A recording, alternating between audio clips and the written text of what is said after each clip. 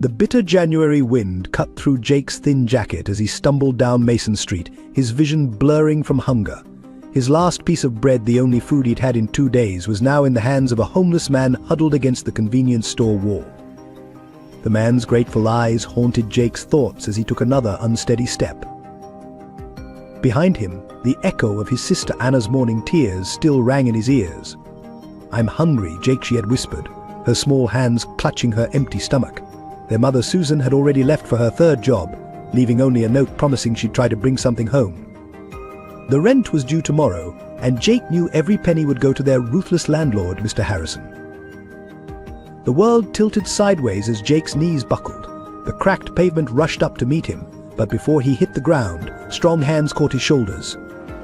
Through the haze, Jake looked up to see a silhouette against the grey winter sky, the same homeless man he'd just helped, now supporting him with surprising strength. "Easy there, son," the man's voice was gentle, cultured, nothing like what Jake had expected. Sometimes the greatest strength isn't in standing alone, but in letting others help you up. As consciousness slipped away, Jake saw something familiar in the man's eyes, something that reminded him of his father's photograph, the one his mother kept hidden in her dresser drawer. If you found value in this emotional story about kindness and resilience, please consider subscribing to this channel. Your support helps us continue sharing meaningful stories that touch hearts and inspire positive change. Together, we can spread hope and remind others that kindness matters. Thank you for being part of our storytelling journey. The Thompson family lived in a cramped 2-bedroom apartment on the east side of town, where paint peeled from the walls and winter drafts whistled through poorly sealed windows. Susan Thompson, a former accountant turned cleaning lady, worked 3 jobs to keep her children fed. Her hands, once soft from office work, had grown calloused from scrubbing floors and washing dishes at the local diner. The proud woman who had graduated with honors now spent her evenings cleaning offices, her shoulders hunched under the weight of unpaid bills and mounting debts. Jake, her 14-year-old son, had inherited his mother's determination and his late father's gentle heart. Since David Thompson's death 5 years ago, a tragic car accident that left the family without insurance money, Jake had become the man of the house. He woke each morning at dawn to help his mother get 8-year-old Anna ready for school, carefully dividing their meager breakfast to ensure his sister got the bigger portion. The family's struggles had deepened in recent months. Susan's health had begun to fail, though she tried to hide her persistent cough and the way she pressed her hand against her side when she thought no one was watching. Medical bills joined the stack of overdue notices on their kitchen table, each one stamped with angry red letters. The electricity had been cut off twice already this winter, forcing them to huddle together under threadbare blankets during the coldest nights. Jake's school life had become a daily exercise in hiding their poverty. He wore the same 3 shirts in rotation, carefully washing them by hand each night. His notebooks were filled to the margins, every page used front and back to save paper. Lunch hours were spent in the library, claiming homework as an excuse to avoid the cafeteria, where his empty lunchbox would raise questions. The weight of their situation showed in the little things, the way Susan's hands shook as she counted coins for bus fare, how Jake automatically checked every vending machine's return slot for forgotten change, and how Anna had stopped asking for new crayons despite her passion for drawing. Their dinner conversations had become exercises in optimism, each family member finding small victories to share a good grade on Jake's math test, extra $1 in tips for Susan, or a gold star on Anna's artwork.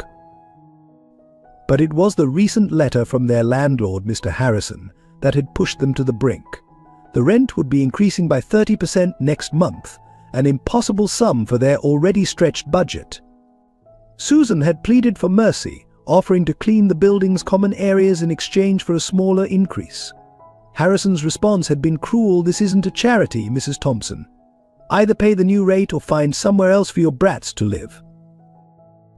That night, Jake had found his mother crying in the kitchen, illuminated by their last working light bulb. The letter lay crumpled on the table, and beside it sat a small velvet box, the one that held her wedding ring. "I'm sorry," she had whispered when she saw him, quickly wiping her eyes. "Everything will be fine, sweetheart. We'll figure something out." But Jake had seen the classified ads circled in the newspaper cache for gold highlighted in desperate pencil marks. In their small bedroom, Anna slept peacefully, unaware of the crisis looming over their family. Her stuffed bear, a last gift from their father, was clutched tightly in her arms, its fur worn thin from years of tears and hugs. On the wall above her bed hung dozens of her drawings, each one depicting their family holding hands, smiling, standing in front of a house with a red door and flowers in the window. It was Anna's dream house, the one she believed they would have when things get better. Jake stood in the doorway, watching his sister sleep, making a silent promise to protect her from the harsh realities of their world. Tomorrow would bring another day of challenges, of hiding their struggles, of finding ways to keep hope alive. But for now, in the quiet darkness of their apartment, Jake allowed himself to feel the full weight of their situation, his young shoulders carrying burdens no child should have to bear. Mr. Richard Harrison stood 6 feet tall, with cold grey eyes that seemed to calculate profits with every glance. His tailored suits and polished shoes marked him as a man of wealth, but the cruelty in his thin-lipped smile revealed the ruthless methods behind his success. From his corner office in the Harrison Properties building, he controlled dozens of low-income apartments across the city, each one a source of misery carefully disguised as opportunity. The tenants whispered about his tactics, how he would schedule inspections during work hours, then fine those who couldn't be present, how repairs would mysteriously lead to additional charges, how complaints would result in sudden rent increases. His son, Bradley Harrison, walked the halls like a prince, pointing out infractions with the same cruel delight his father took in evicting families. Harrison had a particular disdain for the Thompsons. Perhaps it was Susan's quiet dignity that irritated him, or Jake's protective stance whenever he approached their door. More likely, it was the fact that their apartment, with its prime location near the developing downtown area, could command triple the rent from more desirable tenants. He had been systematically pushing out the building's original residents, replacing working families with young professionals who didn't question the arbitrary fees or notice the black mold behind fresh paint. His latest scheme involved a series of building improvements, superficial changes that justified steep rent increases. The Thompsons' apartment building was his last holdout in the area, and their unit was one of the few still occupied by the original tenants. Harrison had already started the pressure missing maintenance requests, delayed responses to emergencies, and increasingly hostile inspections. The breaking point came when Harrison discovered Susan's second job at the diner where he often lunched with real estate developers. The sight of her in a waitress uniform, serving coffee with trembling hands, had sparked a particularly vindictive pleasure. He'd made a show of examining his silverware for spots, sending back his perfectly cooked meal and leaving a complaint with the manager about unhygienic staff. His reputation in the business community was untouchable. Local politicians enjoyed generous donations from Harrison Properties, and city inspectors found their pockets lined with cash after overlooking code violations. Even the local newspaper had buried stories about tenant complaints after Harrison threatened to pull his advertising. Bradley Harrison, at 17, was learning his father's trade well. He took particular pleasure in tormenting Jake at school, where their paths crossed in the hallways of Roosevelt High.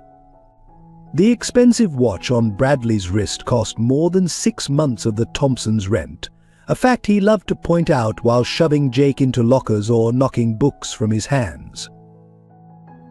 The father-son duo had recently devised a new plan to force the remaining tenants out. They would cite a false bedbug infestation, require all residents to pay for expensive treatments, and use any non-payment as grounds for eviction. The notice would go out next week, giving families like the Thompsons an impossible choice: find money they didn't have or find themselves homeless. Harrison kept meticulous records of his machinations in a leather-bound ledger locked in his office safe.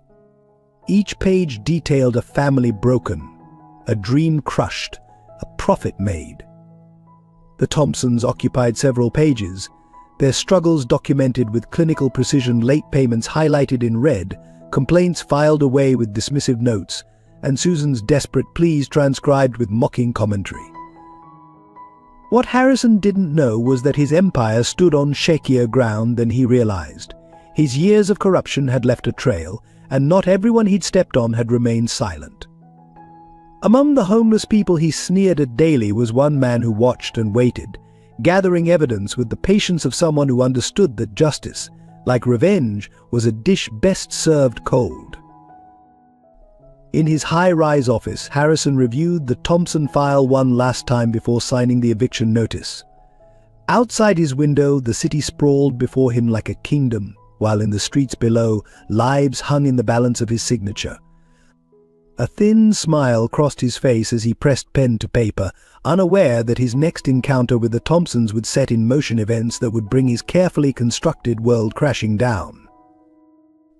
Roosevelt High School loomed like a fortress of social hierarchy, its brick walls containing a world where worth was measured by brand names and bank accounts. For Jake Thompson, each day was a careful dance of avoidance and pretense.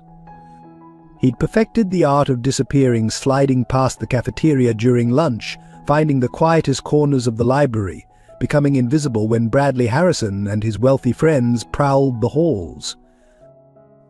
Only Mark Anderson, a middle-class student with a part-time job at the local grocery store, saw through Jake's carefully constructed walls.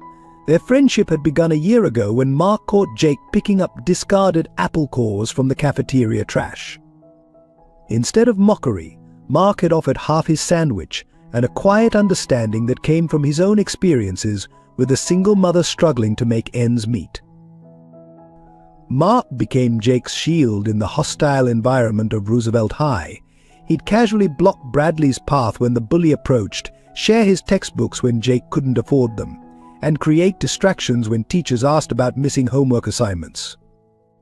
Their friendship was built on unspoken understanding and small acts of kindness that made survival possible.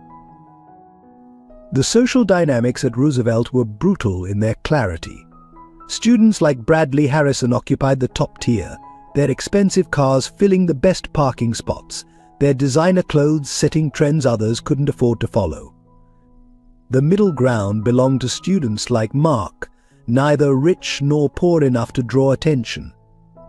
Then there were the invisible ones like Jake, whose poverty made them targets for ridicule and isolation.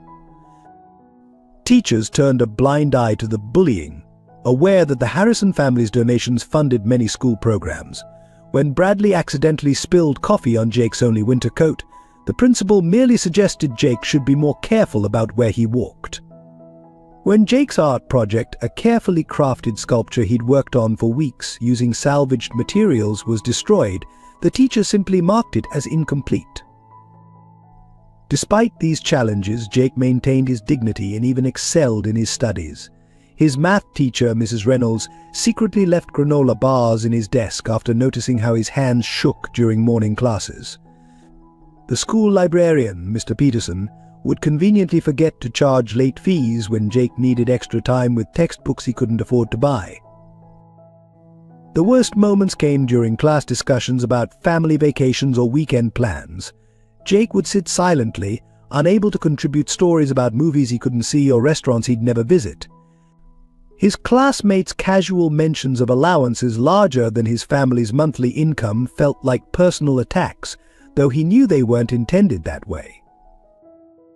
In art class, Jake's talent shone through despite his limited supplies.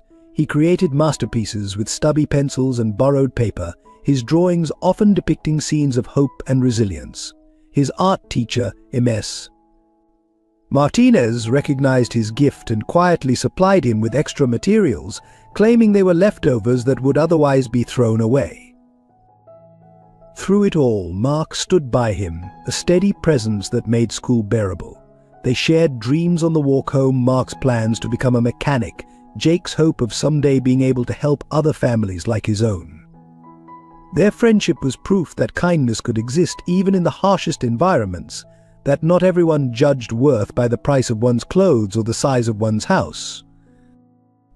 But as winter deepened and the Harrisons' pressure on Jake's family intensified, even this friendship would be tested.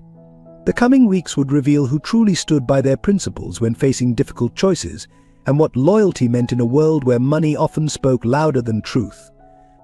On a grey Tuesday morning, Mr. Harrison's ultimatum arrived in the form of a certified letter.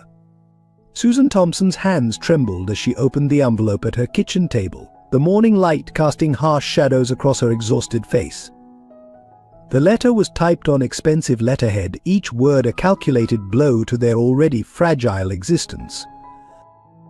Dear Mrs. Thompson, due to necessary building improvements and market adjustments, your monthly rent will increase by 75% effective immediately. Additionally, a mandatory pest control treatment fee of $2,000 is required within 72 hours. Failure to comply with either requirement will result in immediate eviction proceedings. The letter continued with legal jargon and thinly veiled threats, but Susan could read no further. Her coffee grew cold as she calculated and recalculated impossible numbers. Even working around the clock, she couldn't generate the required funds in 3 days. The current rent already consumed most of her income, leaving barely enough for food and Anna's medications. Jake found her still sitting there when he emerged from the bedroom he shared with Anna.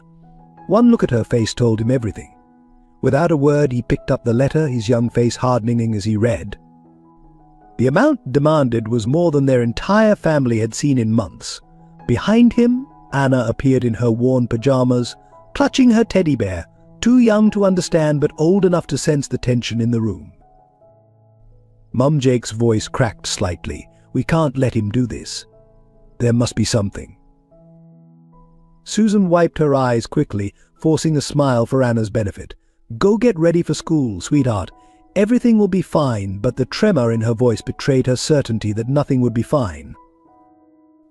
That afternoon, Mr. Harrison made a personal appearance at their door, his expensive cologne filling the narrow hallway. His grey suit was immaculate, his smile predatory as he towered over Susan. I trust you received my letter, Mrs. Thompson. I thought I'd stop by personally to discuss your options. His eyes roamed over their apartment, taking in the patched furniture and worn carpet with obvious disdain. Of course, if the new terms are too challenging, I know several excellent homeless shelters that might be more appropriate for your situation. Susan stood straighter, summoning the last remnants of her dignity. The lease agreement you signed gives us protection from such dramatic increases. What you're doing isn't legal, Mr. Harrison. His laugh was cold, echoing off the walls. Legal? My dear Mrs. Thompson, I own half the judges in this city, but please feel free to pursue legal action with whatever pennies you have left. I'm sure your children won't mind sleeping in a car while you fight a losing battle. As if on cue, Anna's cough echoed from the bedroom, the same cough that had been getting worse since the heating was reduced to save money. Harrison's smile widened. Sounds like little Anna might need another visit to the doctor. Shame if anything were to happen because you couldn't afford proper medical care. But the threat hung in the air like poison. Susan's hands clenched at her sides, her face pale but determined. Get out of my home, Mr. Harrison. Your home, he chuckled, reaching out to brush an imaginary speck from his sleeve. I believe you mean my property. You have 72 hours, Mrs. Thompson. Not a minute more.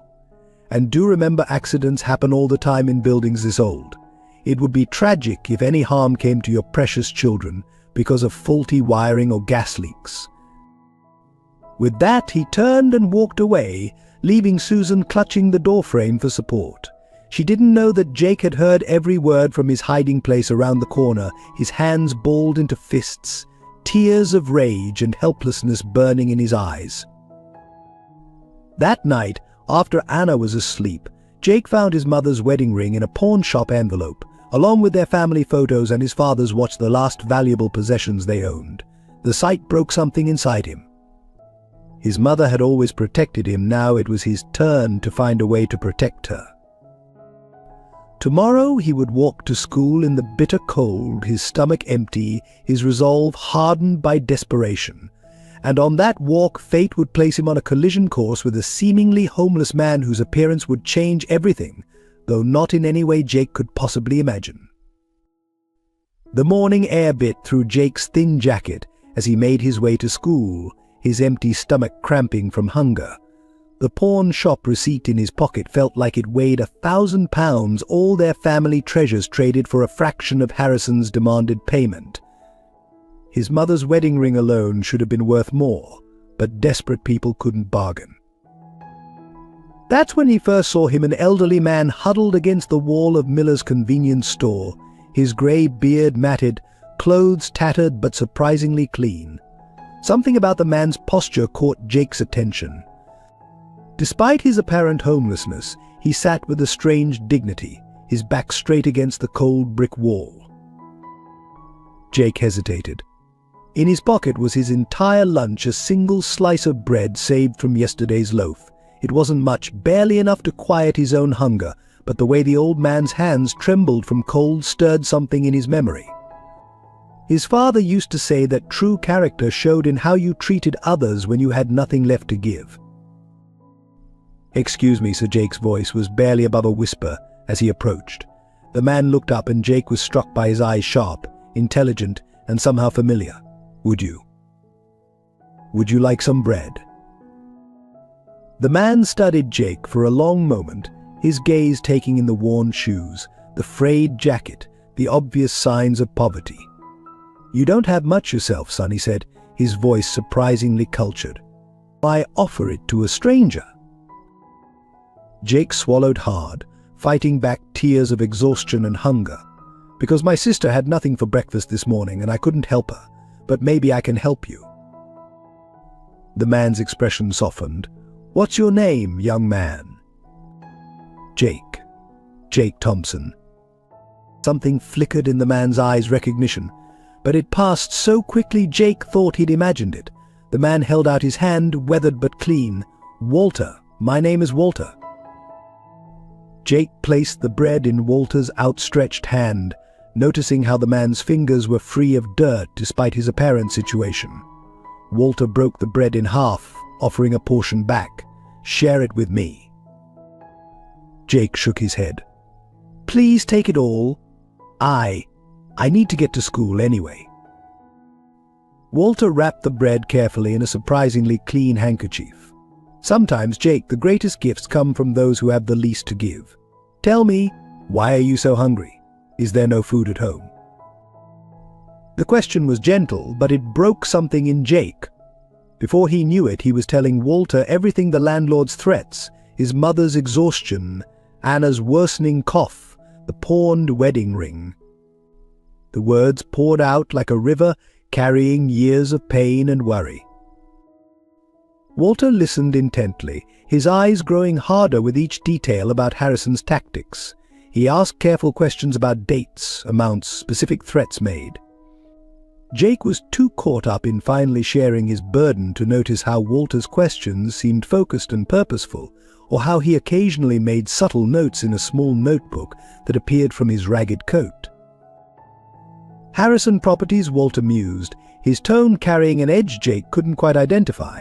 "Richard Harrison has quite a reputation in this town." "You know him?" Jake asked, surprised. Walter's smile was mysterious. "I know many things about Mr. Harrison that he'd prefer stayed hidden. But tell me more about your family, Jake. Your father, what happened to him?" Jake's throat tightened. "Car accident, 5 years ago. They said it was brake failure, but we couldn't afford to investigate. Mr. Harrison bought our old house at auction right after said Dad had taken a second mortgage we didn't know about." Walter's hand clenched briefly, his knuckles whitening. "Brake failure," he repeated softly, his voice carrying a weight Jake couldn't understand. "And Harrison acquired your house. How?" "Convenient for him." The school bell rang in the distance, making Jake jump. "I'm late. I'm sorry, I have to go." "Of course," Walter said, rising with surprising grace for a supposedly homeless man. "Thank you for the bread, Jake, and for sharing your story. Perhaps we'll meet again soon." As Jake hurried away, he didn't see Walter pull out a phone from beneath his ragged coat, nor hear him speak quietly into it, "Find everything we have on David Thompson's accident, and get me Harrison's banking records from that year. It's time we ended this." The bread Jake had given away would prove to be more than just an act of kindness. It was the key that would unlock a chain of events leading to justice long delayed. But for now he ran to school, his stomach empty but his heart somehow lighter for having shared his burden, unaware that the mysterious Walter was much more than he appeared to be. That evening Jake's sacrifice began to take its toll. His hands shook as he tried to complete his homework, the words swimming before his eyes. The hunger had moved beyond mere discomfort, becoming a gnawing pain that made it hard to think. His mother noticed his pallor at dinner, where he pretended to eat the small portion of soup while secretly sliding most of it into Anna's bowl. "Jake, you're not eating," Susan whispered after Anna had gone to bed. "I saw what you did with your soup." "I'm fine, Mom. I had a big lunch," he lied, avoiding her eyes. The guilt of deception weighed heavily, but not as heavily as the thought of his family's suffering. The next morning brought unexpected consequences. As Jake walked his usual route to school, he noticed something different. The spot where Walter had sat was empty, but a small paper bag rested against the wall. His name was written on it in elegant handwriting that seemed out of place in their rundown neighborhood. Inside he found a carefully wrapped sandwich, an apple, and a note: "Kindness deserves kindness in return. Watch for me, Jake. Things are about to change." The handwriting was the same as on the bag, but something about its precision made Jake pause. This wasn't the scrawl of a homeless man.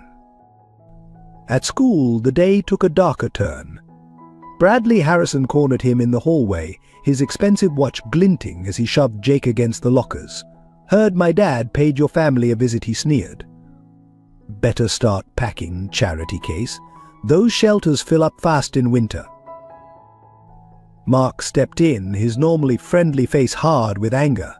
"Back off, Bradley. Money can't buy class. Your family proves that every day."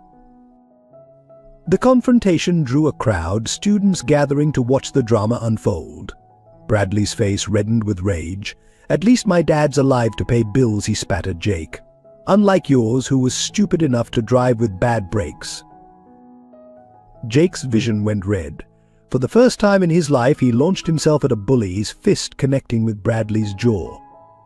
The bigger boy staggered back, more surprised than hurt.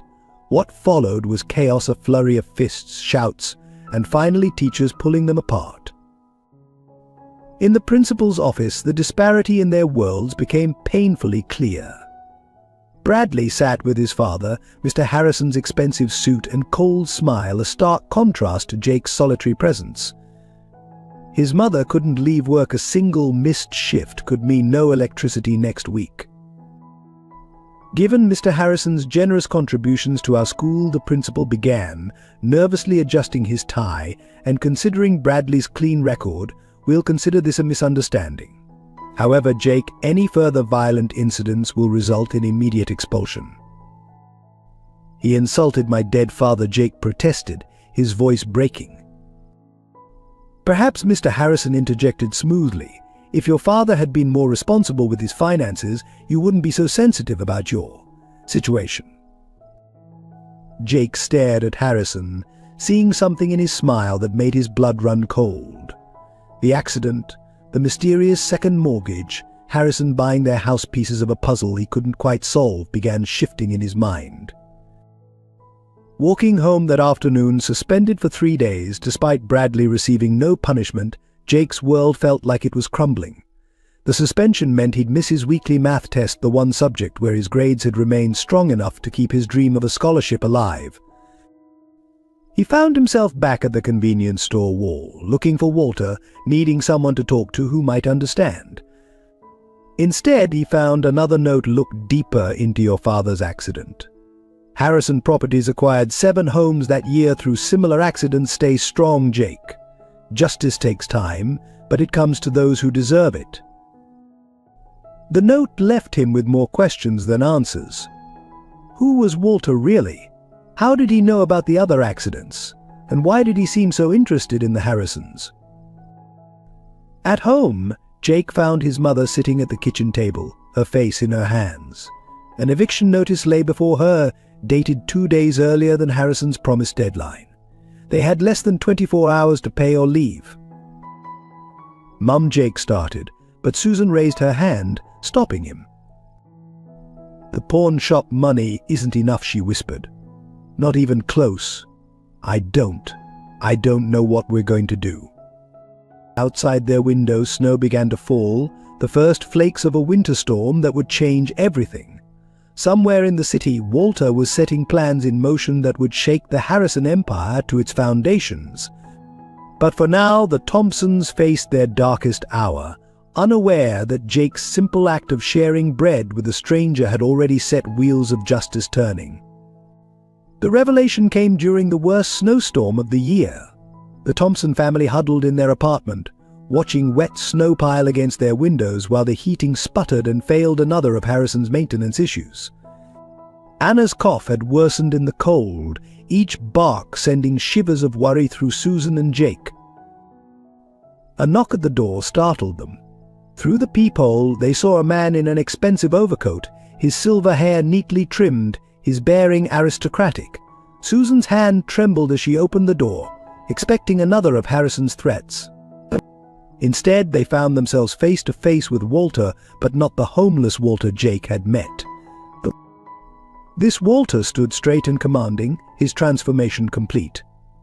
Gone were the ragged clothes and matted beard, replaced by the polished appearance of old money and power. His eyes, however, remained the same kind but determined, carrying a weight of purpose Jake had sensed even through his previous disguise.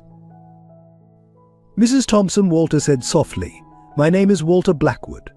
I'm the former federal prosecutor who once tried to build a case against Richard Harrison. More importantly, I was your husband's best friend in law school, before life took us in different directions." Susan swayed, her face draining of color. Jake caught his mother's arm, helping her to a chair as Walter continued, his voice gentle but firm. "I've spent the last 5 years investigating Harrison's real estate empire, gathering evidence, following the trail of destroyed lives. Your husband's death was what started my investigation, but it wasn't the end." He opened his briefcase, pulling out folders thick with documents. "Harrison's pattern is always the same. He identifies properties he wants, arranges accidents or financial crises for the owners, then swoops in to buy at fraction of their worth. Your husband discovered this scheme just before his death. The brake lines on his car didn't fail by accident." The truth hit Jake like a physical blow. His father's death, their lost home, years of poverty, all orchestrated by Harrison. He remembered Bradley's taunt about the brakes, the cruel smile on Mr. Harrison's face in the principal's office. His hands clenched into fists as anger warred with shock. "Why," Susan whispered, her voice breaking, "why tell us this now? Why the disguise?" Walter's expression softened, "Because I needed to understand who Jake had become. David always said his son had his heart, that same instinct to help others even at personal cost. When I saw Jake give away his last piece of bread, not knowing who I was, I knew he was right." He turned to Jake, his eyes full of pride and sadness. "Your father would be so proud of you, son. That simple act of kindness proved you inherited his character, his moral compass. It also gave me the final piece I needed, proof that Harrison is still using the same tactics, still destroying families for profit." From his briefcase, Walter produced more documents, bank statements, property records, and most damning of all, maintenance logs showing deliberate sabotage of heating systems and other utilities. "Harrison's gotten bolder, sloppier. He didn't realize I've had investigators documenting everything, building a case that will bring down his entire operation."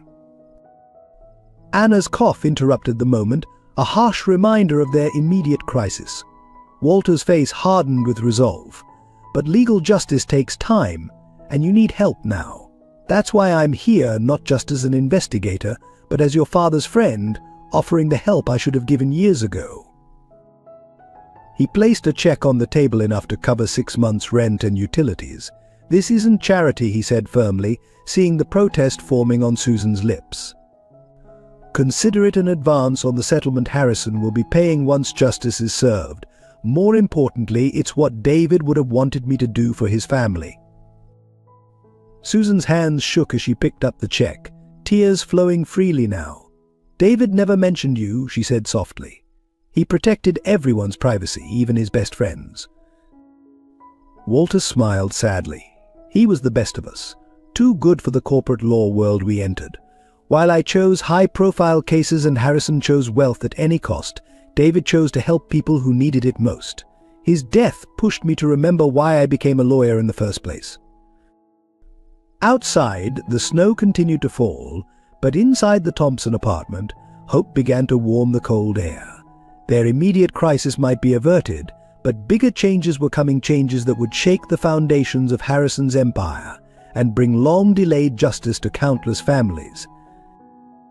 Jake looked at Walter, seeing his father's friend beneath the powerful lawyer's exterior, understanding now why those eyes had seemed so familiar. "What happens next?" he asked, his voice steady despite the emotions churning inside. Walter's answer carried the weight of promised justice. "Next, we make Harrison answer for everything: your father, your home, every family he's hurt. But first, we need to get your heating fixed and make sure Anna sees a doctor. Together, we're going to right some very old wrongs." News of Walter Blackwood's involvement with the Thompson family spread through the community like wildfire. The sight of his sleek black car parked outside their building sparked intense speculation. For some neighbors, the presence of such obvious wealth brought out long-buried resentments and suspicions. The first signs of change came swiftly. A professional heating company arrived the next day, replacing their ancient system with a modern unit. Anna's prescription was filled at the pharmacy, where previously they'd been turned away for lack of funds. New windows were installed, properly sealed against the winter cold, and for the first time in years their apartment felt truly warm. But with these improvements came whispers.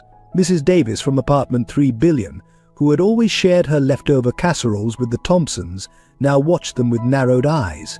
Suddenly they have money for new windows when they claimed they couldn't pay rent. She muttered to other neighbors. Something's not right there. At school, the atmosphere shifted dramatically. Students who had ignored Jake now sought his attention, their sudden friendship transparent and hollow. Bradley Harrison's crowd spread vicious rumors, tales of Susan Thompson entertaining wealthy men, of Jake involved in drug dealing, of Anna being used for sympathy in some elaborate scam.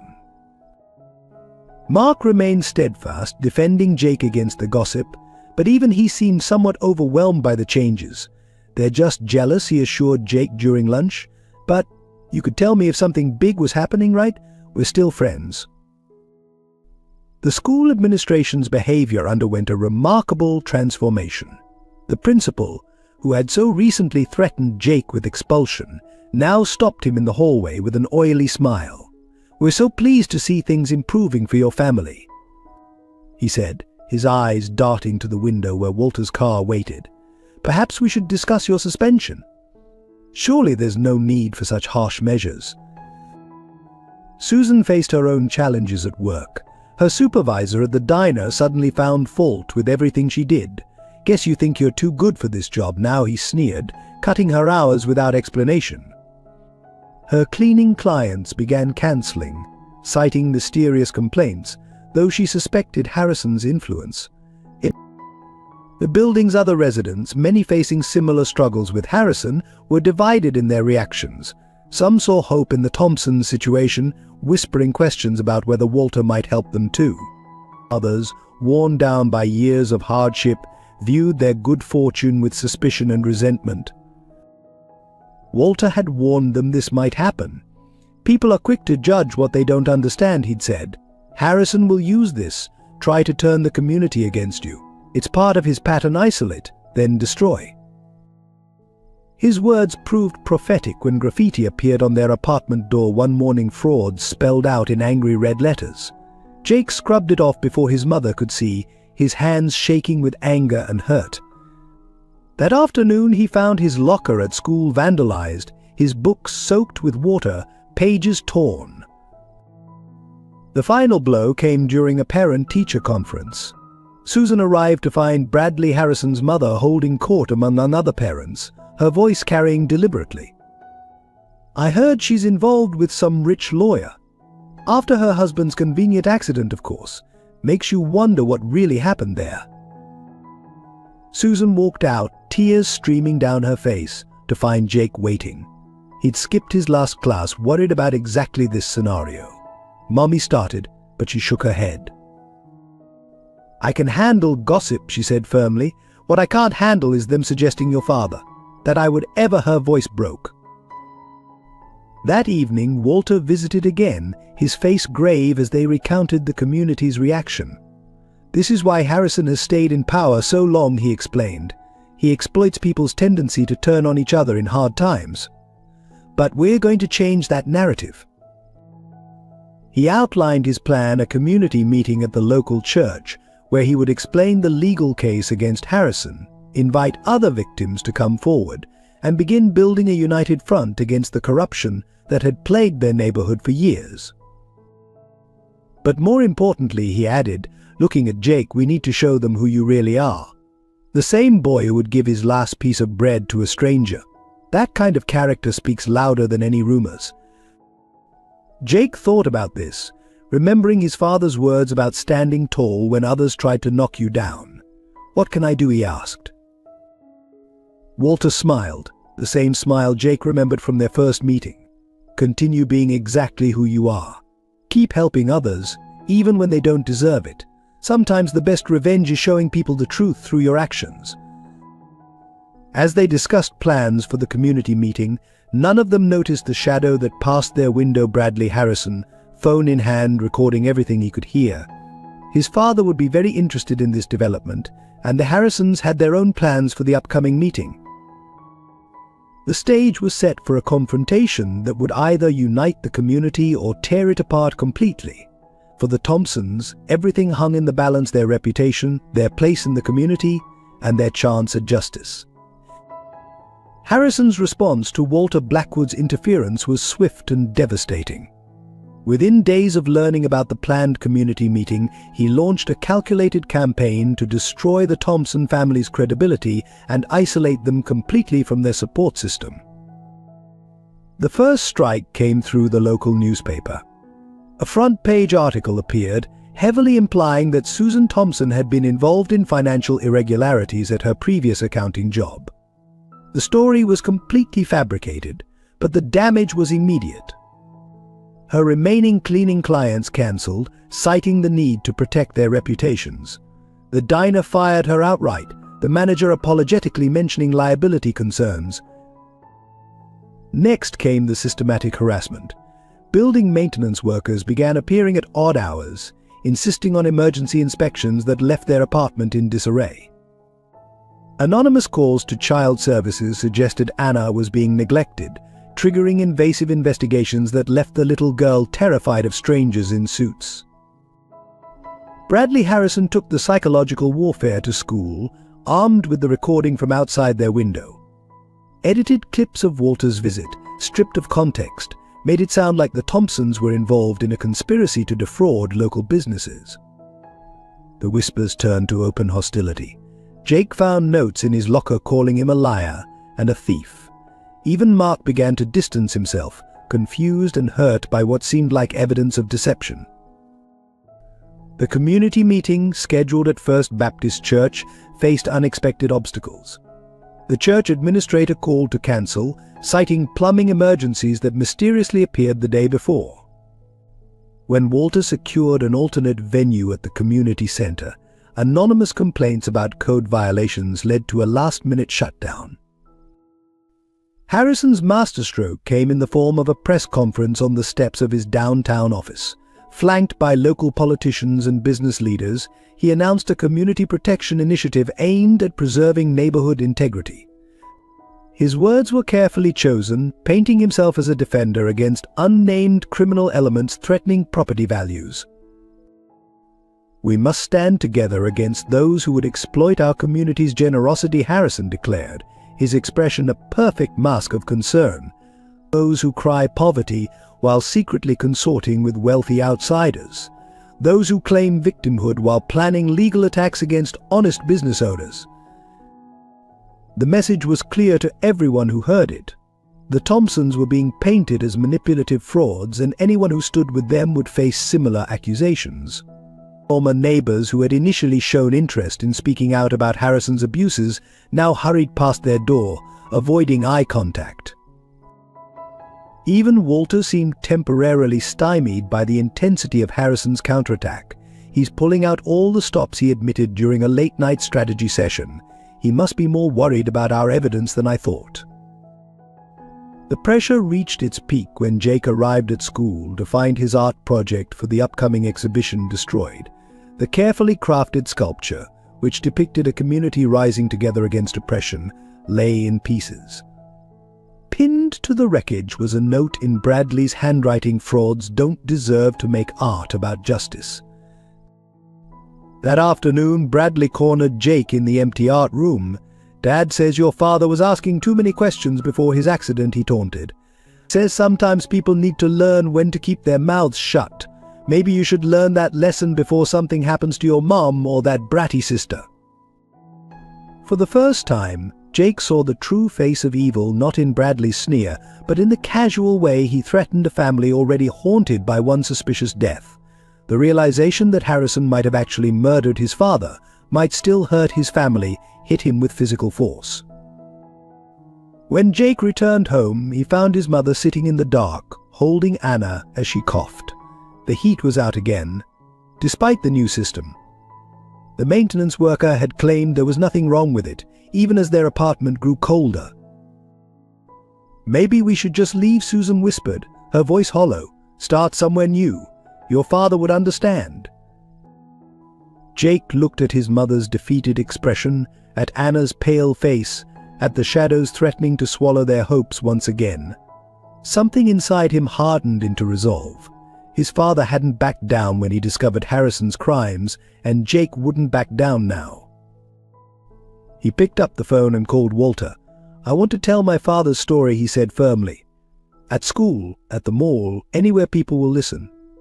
Harrison wins by making people afraid to speak up. So let's give them something worth speaking up about." Walter's voice carried a mix of pride and concern. "It's dangerous, Jake. Harrison's already shown what he's willing to do." "I know," Jake replied, watching his mother cradle Anna. "But Dad died trying to expose the truth. We owe it to him, and to every other family Harrison has hurt, to finish what he started." The decision was made. The Thompsons would stop reacting to Harrison's attacks and start fighting back. But as Jake hung up the phone, Bradley's threat echoed in his mind. The war for truth was about to become a battle for survival. The morning after Jake's decision to fight back, Harrison unleashed his most devastating attack yet. Police cars arrived at their apartment at dawn, lights flashing. Officers produced a warrant, citing anonymous tips about stolen property and fraud. They turned the small apartment upside down while neighbors watched from their doorways, whispering and recording with their phones. The officers found exactly what they were meant to find: an envelope of cash and jewelry planted during one of the maintenance inspections. Susan stood in shocked silence as they photographed the evidence, her face ashen as she recognized items recently reported stolen from wealthy homes she had cleaned. "Mrs. Thompson, you'll need to come with us," one officer said, his face professionally neutral. Jake watched in horror as they led his mother away in handcuffs, her only words a desperate plea: "Jake, take care of Anna. Call Walter." The scene played out exactly as Harrison had orchestrated. Channel 5 News arrived just in time to capture Susan's arrest, their report carefully crafted to imply her guilt. "Local cleaning lady accused of systematic theft from clients' homes," the headline read. "Sources suggest possible connection to organized crime." Social services arrived within hours. The caseworker, though sympathetic, was bound by protocol. "Without an approved guardian present, we'll need to place Anna in temporary care," she explained gently. Jake clung to his sister, who sobbed uncontrollably, her cough worsening with each heart-wrenching cry.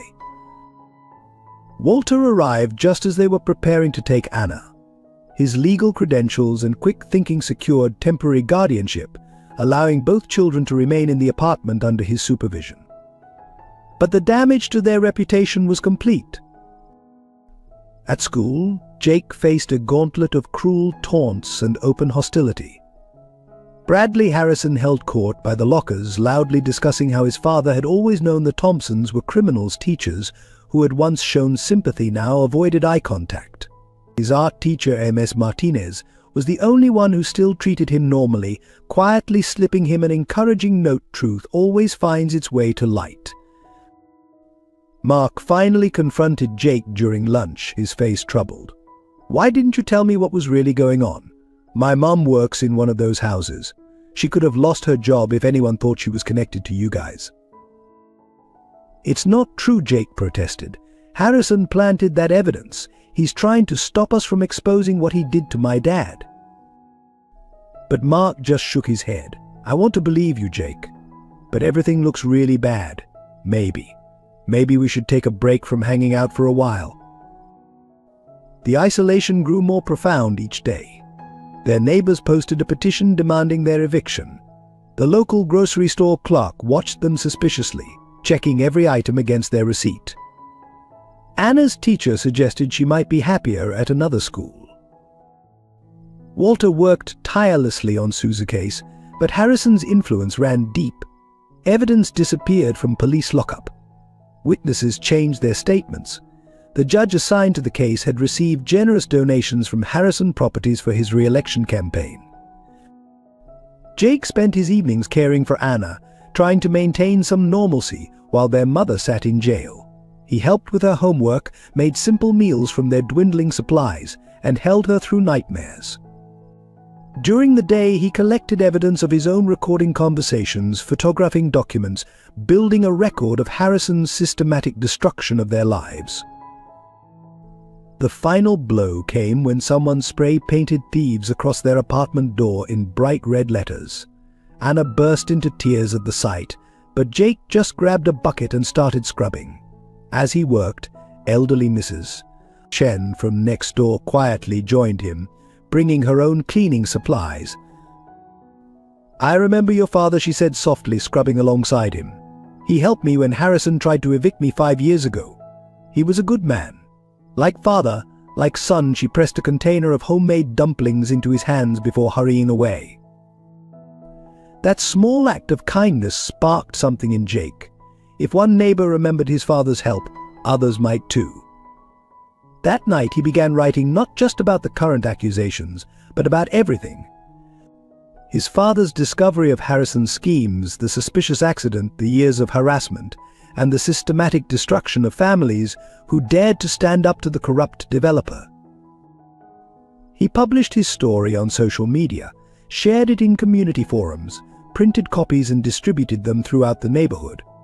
Harrison's lawyers immediately demanded its removal, threatening legal action, but Jake kept writing. Each threat simply became part of the ongoing narrative. Walter, watching Jake's determined campaign, finally shared a crucial piece of information. "Your father kept records, Jake. Documentation of everything he discovered about Harrison. I've been searching for years, but never found where he hid them." Jake stared at the teddy bear on Anna's bed, their father's last gift. Something clicked in his memory. The bear had always been unusually heavy, its stitching a bit too neat. With trembling hands, he reached for the seam hidden under the bear's arm. Inside, he found a small USB drive, carefully wrapped in plastic. His father's final evidence, waiting all this time to be discovered. But as Jake moved to connect it to his laptop, lights flooded the apartment windows. Outside, Harrison's security team had surrounded the building. The war for truth was about to enter its most dangerous phase. In the county jail, Susan Thompson's world had shrunk to a 6x8 cell and endless hours of worry about her children. The public defender assigned to her case seemed more interested in negotiating a plea deal than proving her innocence. "Oh, with the evidence they have," he explained wearily, "we're looking at 3 to 5 years minimum. A guilty plea might get it down to 18 months. The evidence against her mounted daily. More stolen items discovered in storage units rented in her name. Bank accounts she'd never seen showing suspicious deposits. Former clients came forward with new accusations, their stories seemingly coordinated for maximum impact. Each new charge pushed the possibility of bail further out of reach. Her one lifeline was Walter's weekly visits, bringing news of Jake and Anna. But even these updates brought fresh pain. Anna's cough had developed into pneumonia, requiring hospitalization. The insurance claim was denied another of Harrison's machinations. But Jake was losing weight, trying to stretch their dwindling resources while maintaining his campaign to expose the truth. The breaking point came when Susan received notice that she'd been fired from her last remaining job, the night cleaning position at a local office building. With no income and mounting legal fees, the threat of homelessness loomed over her children despite Walter's help. The thought of Jake and Anna living in their car, like so many other families Harrison had destroyed, kept her awake at night. During one particularly dark night, a guard delivered an unexpected message Richard Harrison wanted to meet. He arrived the next morning immaculate in his designer suit, his smile cold as he sat across from Susan in the visiting room. "Mrs. Thompson," he began smoothly, "this unfortunate situation could end today. Simply sign a confession, admit to the thefts, and drop all allegations about my business practices. In return, I'll ensure your children are taken care of." The threat in his words was clear. Susan's hands clenched under the table. "Taken care of like my husband was." Harrison's smile didn't waver. "Accidents happen to nosy people, Mrs. Thompson. David couldn't leave well enough alone. Jake seems to have inherited that unfortunate trait. It would be a shame if he met with a similar accident while walking to school." Susan felt the blood drain from her face. "You're threatening a child." "I'm offering you a choice," Harrison corrected. "Protect your children by confessing, or watch them suffer the consequences of your stubbornness. The same choice I offered David before his accident. He chose." The revelation hit Susan like a physical blow. Her husband had died trying to protect them. Now she faced the same impossible choice. Harrison placed a document on the table, a full confession, already prepared. "Think about Anna's cough," he added softly. "Pneumonia can be so dangerous in young children, especially when they can't afford proper medical care." Susan stared at the paper, her vision blurring with tears. Everything they'd built, every sacrifice they'd made, had led to this moment. Her signature would destroy their reputation forever, but might keep her children alive. As she reached for the pen, Harrison's smile widened. "I knew you'd be reasonable. Unlike your son, with his foolish campaign for justice. This will discredit everything he's claimed." Susan's hand froze above the paper. Jake's voice echoed in her memory. "Reading his latest blog post over the phone, we stopped being victims the moment we stopped being afraid." She thought of David, of his refusal to be silenced, of the evidence he'd hidden away. Looking directly into Harrison's eyes, she tore the confession in half. "My husband died fighting you. My son risks everything to expose you. I won't betray either of them." Harrison's facade cracked, showing the rage beneath. "Then you've sentenced them to suffer. By the time I'm done, no one in this town will help your family. Jake's evidence will disappear. Anna's medical care will mysteriously fail, and you'll watch it all happen from behind bars." He stood, straightening his tie. "Remember this moment, Mrs. Thompson. Remember that you chose this."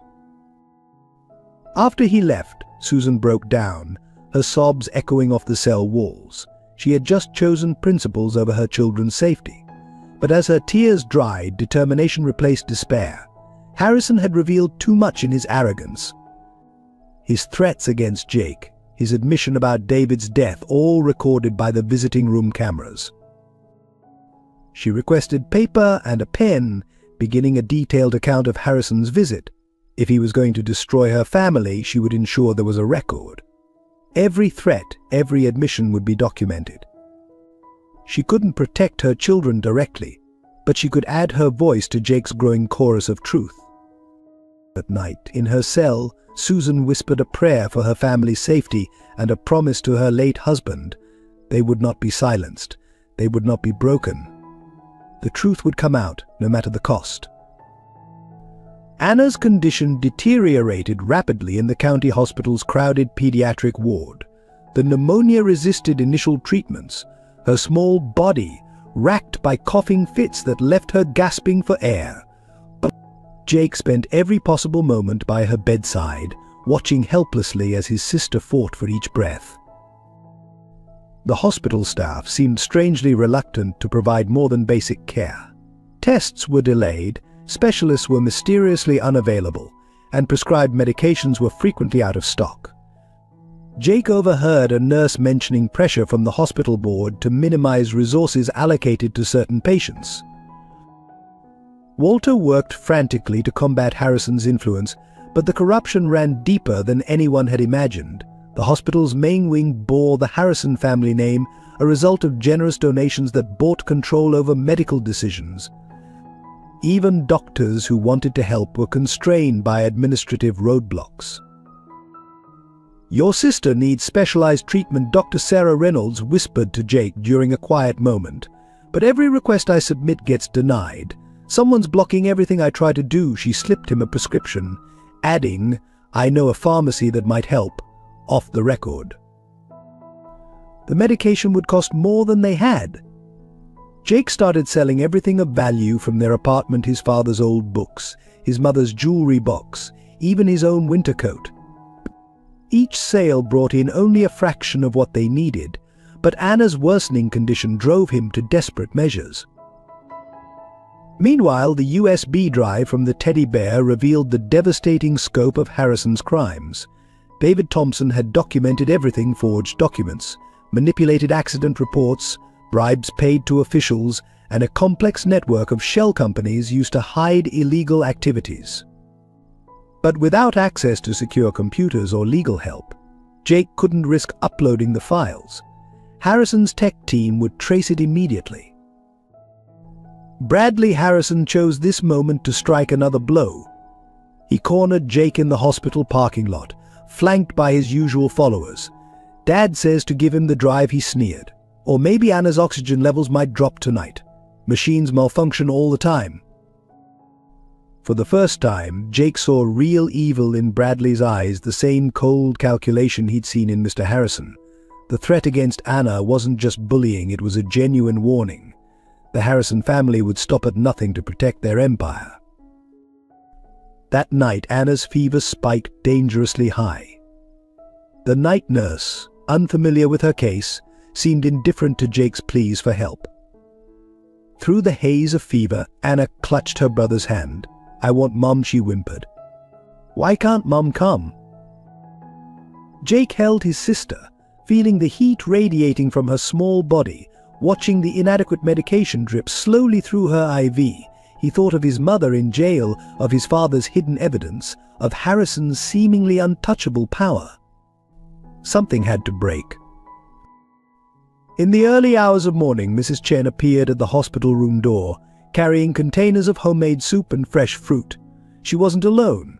Behind her stood Mark, shifting uncomfortably but holding bags of supplies. "My mum read your blog," he said quietly. "She remembers when your dad helped our family with legal papers. We believe you." More visitors arrived throughout the day.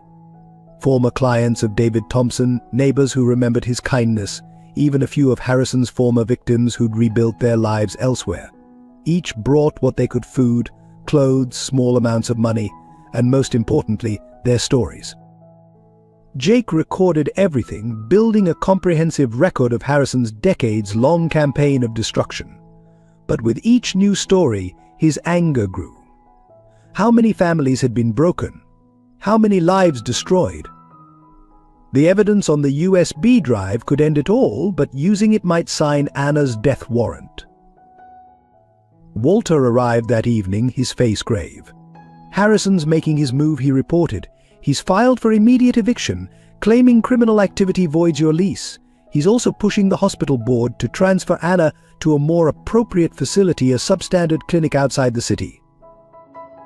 Jake looked at his sleeping sister, her breathing still labored but slightly stronger after Dr. Reynolds's hidden intervention. The medication was helping, but they needed more. Everything hinged on exposing Harrison before he could silence them completely. "How much time do we have?" Jake asked. "The eviction hearing is in 2 days. The hospital board meets tomorrow." Walter hesitated. "Jake, we might have to consider getting you and Anna out of town. I have friends who could hide you until—" "No," Jake interrupted, his voice firm. "Dad didn't run. Mom didn't break. We're going to fight." He pulled out the USB drive, weighing it in his hand. "Harrison wants this. Let's give it to him, but not the way he expects." As Jake outlined his plan, neither he nor Walter noticed Bradley Harrison watching from the hallway, phone in hand, recording everything. The final confrontation was approaching, and only one side would survive with their truth intact. The eviction hearing fell on the coldest morning of the year.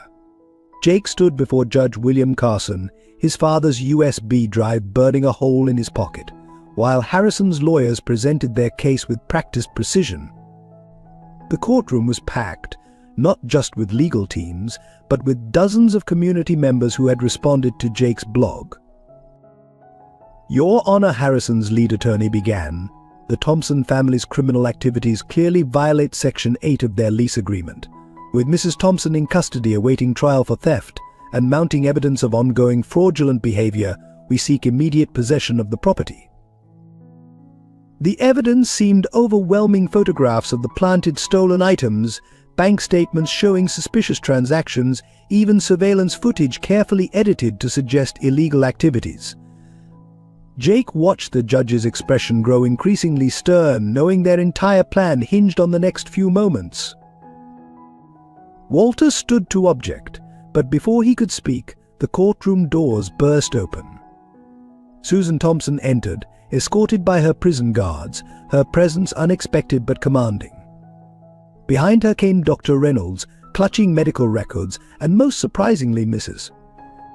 Harrison herself, Bradley's mother, her face set with grim determination.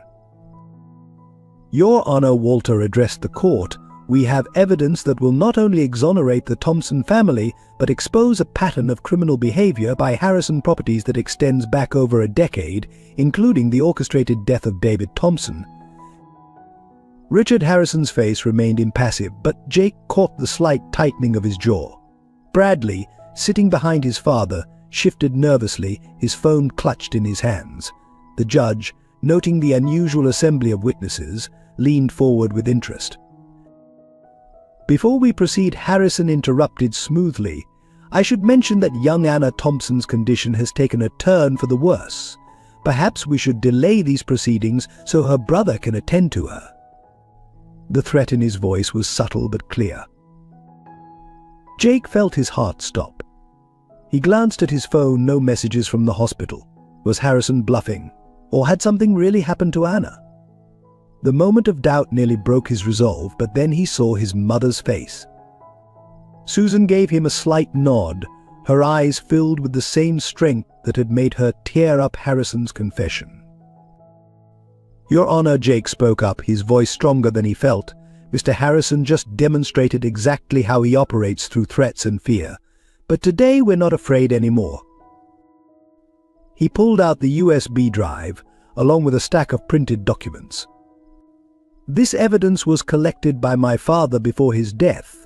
It shows how Harrison Properties arranges accidents for homeowners who won't sell, how they forge documents, bribe officials, and destroy families who stand in their way." Harrison's lawyer jumped up. "Objection. These unsubstantiated claims are supported by testimony I'm prepared to give." Mrs. Harrison interrupted, stepping forward. The courtroom gasped. Richard Harrison turned to stare at his wife, genuine shock breaking through his composed facade. "Margaret, what are you doing?" he hissed. "What I should have done years ago," she replied clearly. "I'm telling the truth about David Thompson's death, about all the families you've destroyed, about everything." Bradley stood up, his face red. "Mom, you can't." "Sit down, Bradley," she snapped. "I've watched you become just like your father, hurting people without conscience. It ends today." Judge Carson banged his gavel for order as the courtroom erupted in chaos. "Mr. Blackwood, are you prepared to present this evidence?" Walter stepped forward with a laptop. "Your Honor, we have documented proof of over 30 cases of fraud, orchestrated accidents, and wrongful evictions. We also have Mrs. Harrison's sworn statement about David Thompson's murder and testimony from hospital staff about recent attempts to deny medical care to Anna Thompson as leverage." The judge's face darkened as he reviewed the initial documents. "Mr. Harrison, do you have any response to these allegations?" Harrison stood, straightening his tie. "Your Honor, these are clearly fabricated." "That's a lie," a new voice rang out.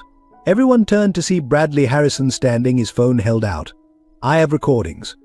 Dad threatening the Thompsons, ordering Anna's care blocked, everything. I recorded it all." His father's face contorted with rage. "Bradley, shut your mouth." "No, Dad. I watched you try to kill a little girl to protect your secrets." "I'm done." Bradley walked forward, holding out his phone to the judge. "Everything's here, including what really happened to Mr. Thompson." The courtroom fell silent as Judge Carson reviewed the recordings. Finally, he looked up, his expression thunderous. "Bailiff, take Mr. Harrison into custody. Mrs. Thompson, you are released to the custody of Mr. Blackwood pending review of your case. And someone get the district attorney in here immediately." As the bailiff approached, Harrison made one last desperate move. "If I go down, everyone goes down. Every judge I've bribed, every official I bought." "That's enough." The judge's gavel crack echoed like a gunshot. "Mr. Harrison, you have the right to remain silent. I strongly suggest you use it." Jake watched as Harrison was led away in handcuffs, his empire crumbling around him. But his victory felt hollow as he checked his phone again, worried about Anna. That's when he saw the message from Dr. Reynolds' new treatment approved. "Anna's responding well. She's asking for you." The war wasn't over. There would be trials, testimonies, and challenges ahead. But in that moment, watching his mother walk free and Harrison face justice, Jake felt his father's presence. They had done it. The truth had finally come to light. Just as victory seemed within reach in the courtroom, Jake's phone lit up with an urgent message from the hospital. Anna's condition had deteriorated drastically. Despite Harrison's arrest, his influence still poisoned the hospital administration. Orders had been given to transfer her to an ill-equipped facility on the outskirts of town, a final act of vengeance from a falling titan. Dr. Reynolds was fighting the transfer order, but hospital security was already preparing to move Anna. "They're claiming it's a capacity issue," she explained breathlessly when Jake and Susan arrived. "But they're moving her to a facility that doesn't even have proper respiratory equipment. In her condition, it could be fatal." Anna lay pale and still in her hospital bed, oxygen mask fogging with each labored breath. The pneumonia had spread to both lungs and her fever burned dangerously high. Susan, seeing her daughter for the first time since her arrest, broke down at the bedside. "My baby," she whispered, touching Anna's burning forehead. "What have they done to you?" Hospital security arrived, accompanied by an administrator with transfer papers. "This isn't a request," the administrator stated coldly. "The board's decision is final. Either she goes voluntarily, or we'll be forced to remove her." Walter rushed in with a court order, but the administrator merely glanced at it and smiled. "This order's jurisdiction doesn't cover internal hospital policies. We have complete discretion over patient transfers." But Jake watched his sister's oxygen levels dropping on the monitor, each number bringing them closer to disaster. The security guards moved toward the bed, their faces impassive. Susan stood her ground, placing herself between them and Anna. "You'll have to go through me first." The tension broke with the arrival of Mrs. Harrison, still in her courtroom clothes. "Stop this immediately," she commanded, her voice carrying the authority of decades as a hospital board member's wife. "My husband's orders are void. He's in custody, and I'm invoking my power of attorney over all Harrison family interests." The administrator faltered. "Mrs. Harrison, the board's decision." "The board acted under coercion," she interrupted, "and unless everyone in this room wants to face criminal charges for attempted murder, Anna Thompson will receive the best care this hospital can provide." The security guards backed away, but Anna's condition continued to worsen. Her oxygen levels plummeted despite the maximum flow through her mask. Dr. Reynolds worked frantically, ordering emergency treatments and medications that had previously been unavailable. "She needs to be intubated," Dr. Reynolds announced grimly. "Her lungs can't keep up anymore." She turned to Susan. "There are risks, but without it." Susan squeezed Jake's hand, both of them watching Anna fight for each breath. "Do it," Susan whispered. "Save my baby." The next hours were the longest of Jake's life. He sat with his mother, watching the ventilator force air into Anna's small body, listening to the steady beep of monitors. Mrs. Harrison remained with them, using her influence to ensure Anna received every possible treatment. "I should have stopped Richard years ago," she confessed quietly. "After David, I told myself I was protecting Bradley, but I was really just protecting myself. Watching him threaten Anna, seeing her suffer like this, it finally made me understand what true courage looks like." Throughout the night, members of the community arrived with food, blankets, and support. Mark and his mother brought supplies and stayed to help. Mrs. Chen came with healing soups and prayers.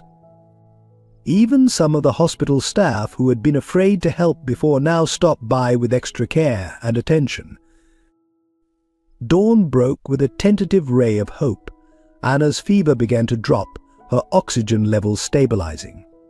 Dr. Reynolds, exhausted but smiling, delivered the news they'd been desperate to hear: she's fighting back.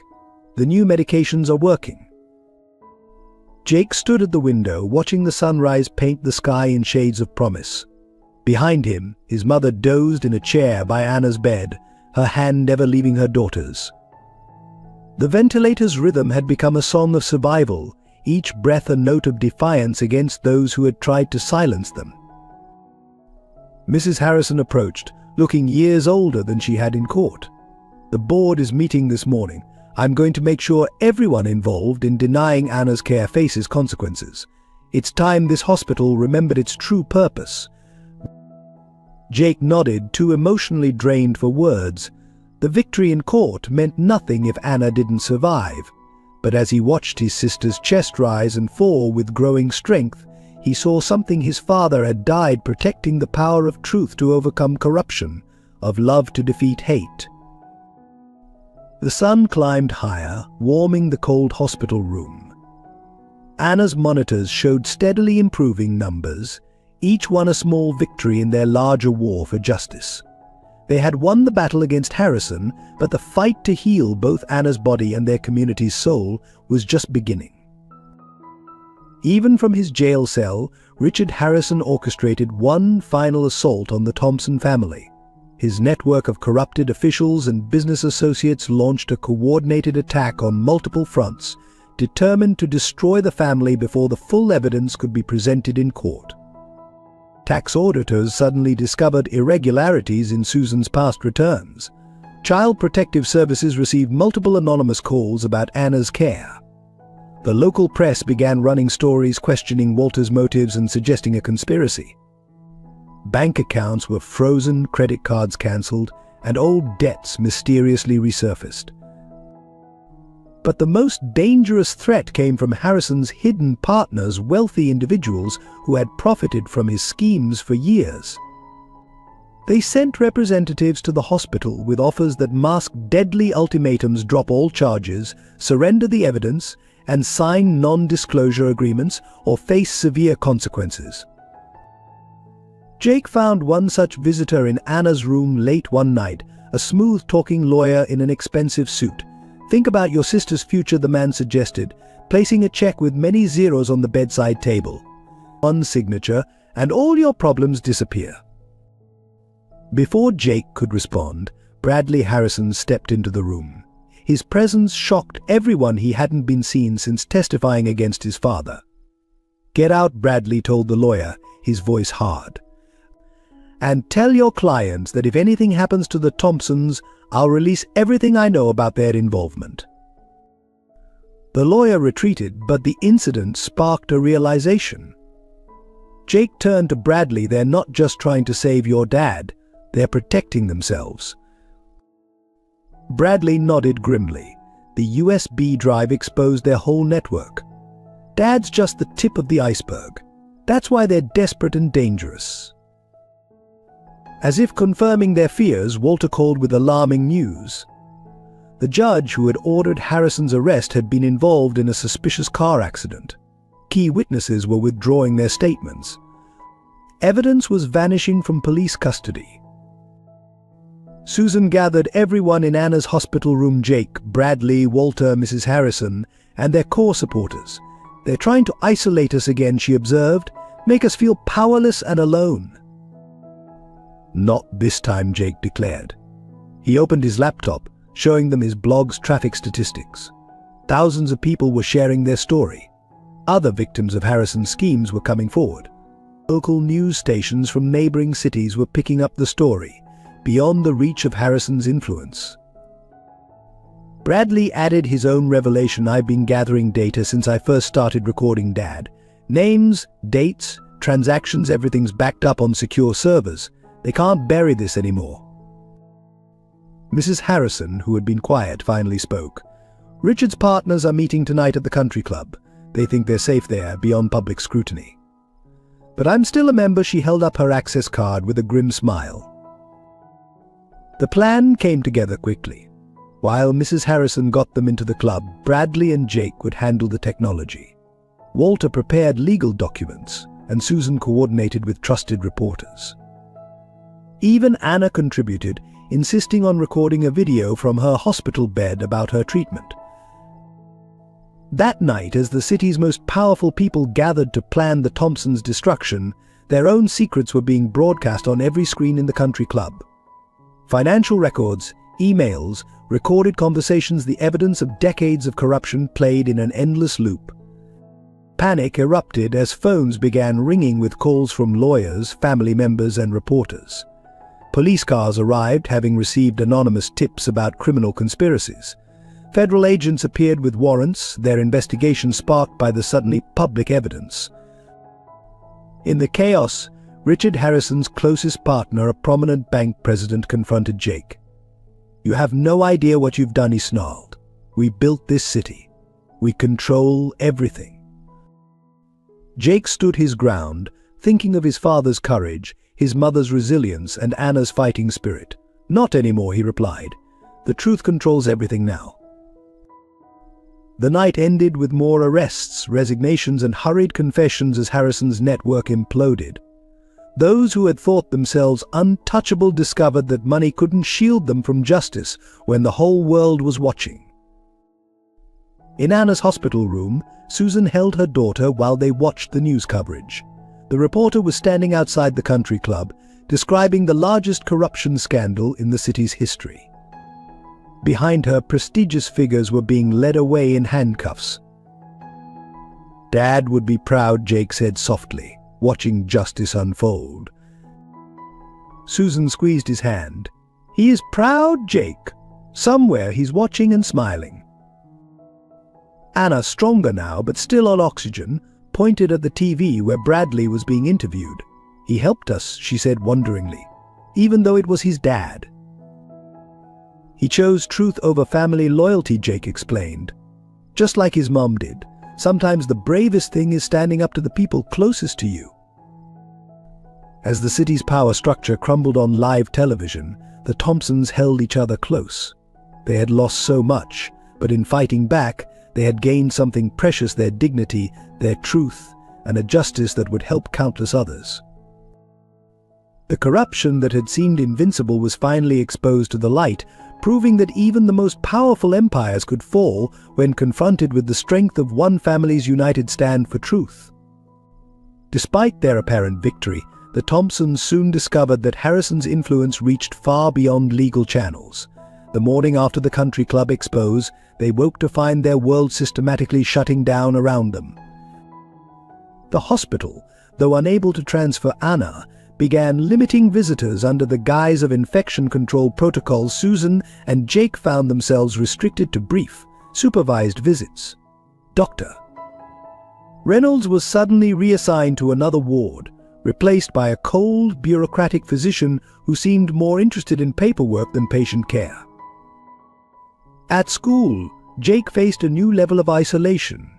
Teachers who had witnessed the country club scandal now avoided eye contact, afraid of being associated with the controversy. His classmates, many from families implicated in Harrison's schemes, treated him like a pariah. Even Mark, who had stood by him earlier, became distant after his parents received threatening letters about their mortgage. "I'm sorry," Mark whispered during lunch, sitting alone with Jake in a corner of the cafeteria. "My dad could lose his job.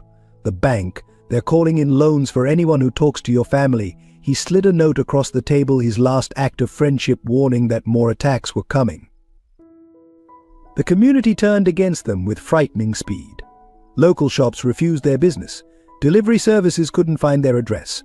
The internet service to their apartment became mysteriously unreliable, cutting off Jake's ability to update his blog and communicate with supporters.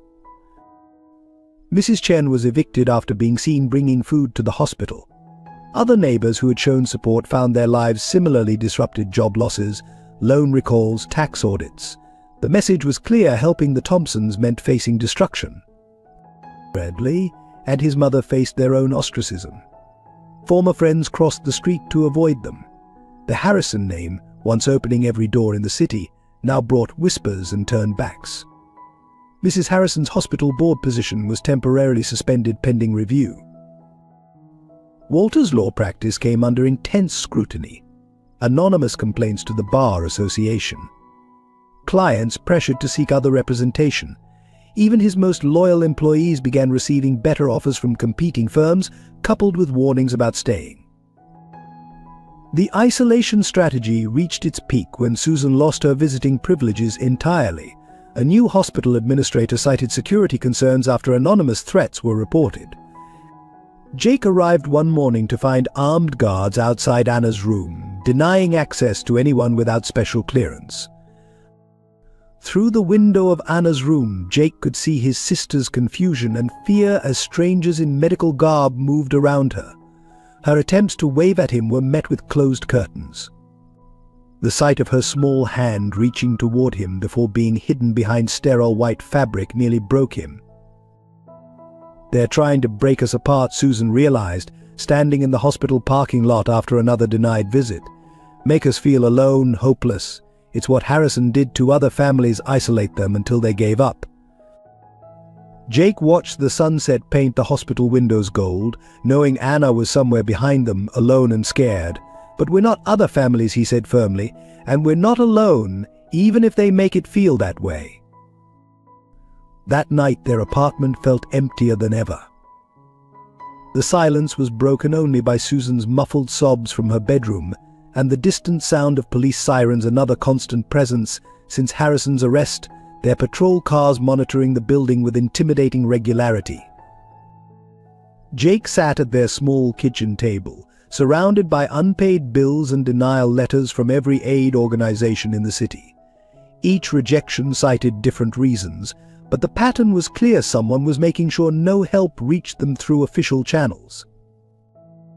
He opened his laptop, trying to update his blog, but the connection failed again. His phone had no signal. Even the landline gave only a dead tone. They were being digitally erased, cut off from the world as thoroughly as Anna was being isolated in her hospital room. In the darkness of their apartment, Jake thought about his father's courage, his mother's resilience, and his sister's fighting spirit. They had exposed the truth, but truth alone wasn't enough against a system designed to protect itself by destroying its challengers. As he finally lay down to sleep, Jake heard something hit his window. Cautiously pulling back the curtain, he found a rock wrapped in paper, not a threat, but a message from Mrs. Chen, written before her eviction: "Your father helped many. We remember. Stay strong." Help comes in unexpected ways. The note brought both comfort and pain. Their supporters were being punished, driven away, yet still found ways to reach out. But how long could anyone resist the systematic destruction of their lives? How long before survival meant surrendering to the very corruption they had fought to expose? The question echoed in the empty apartment, unanswered except by the steady rhythm of police sirens circling their building like sharks in the night.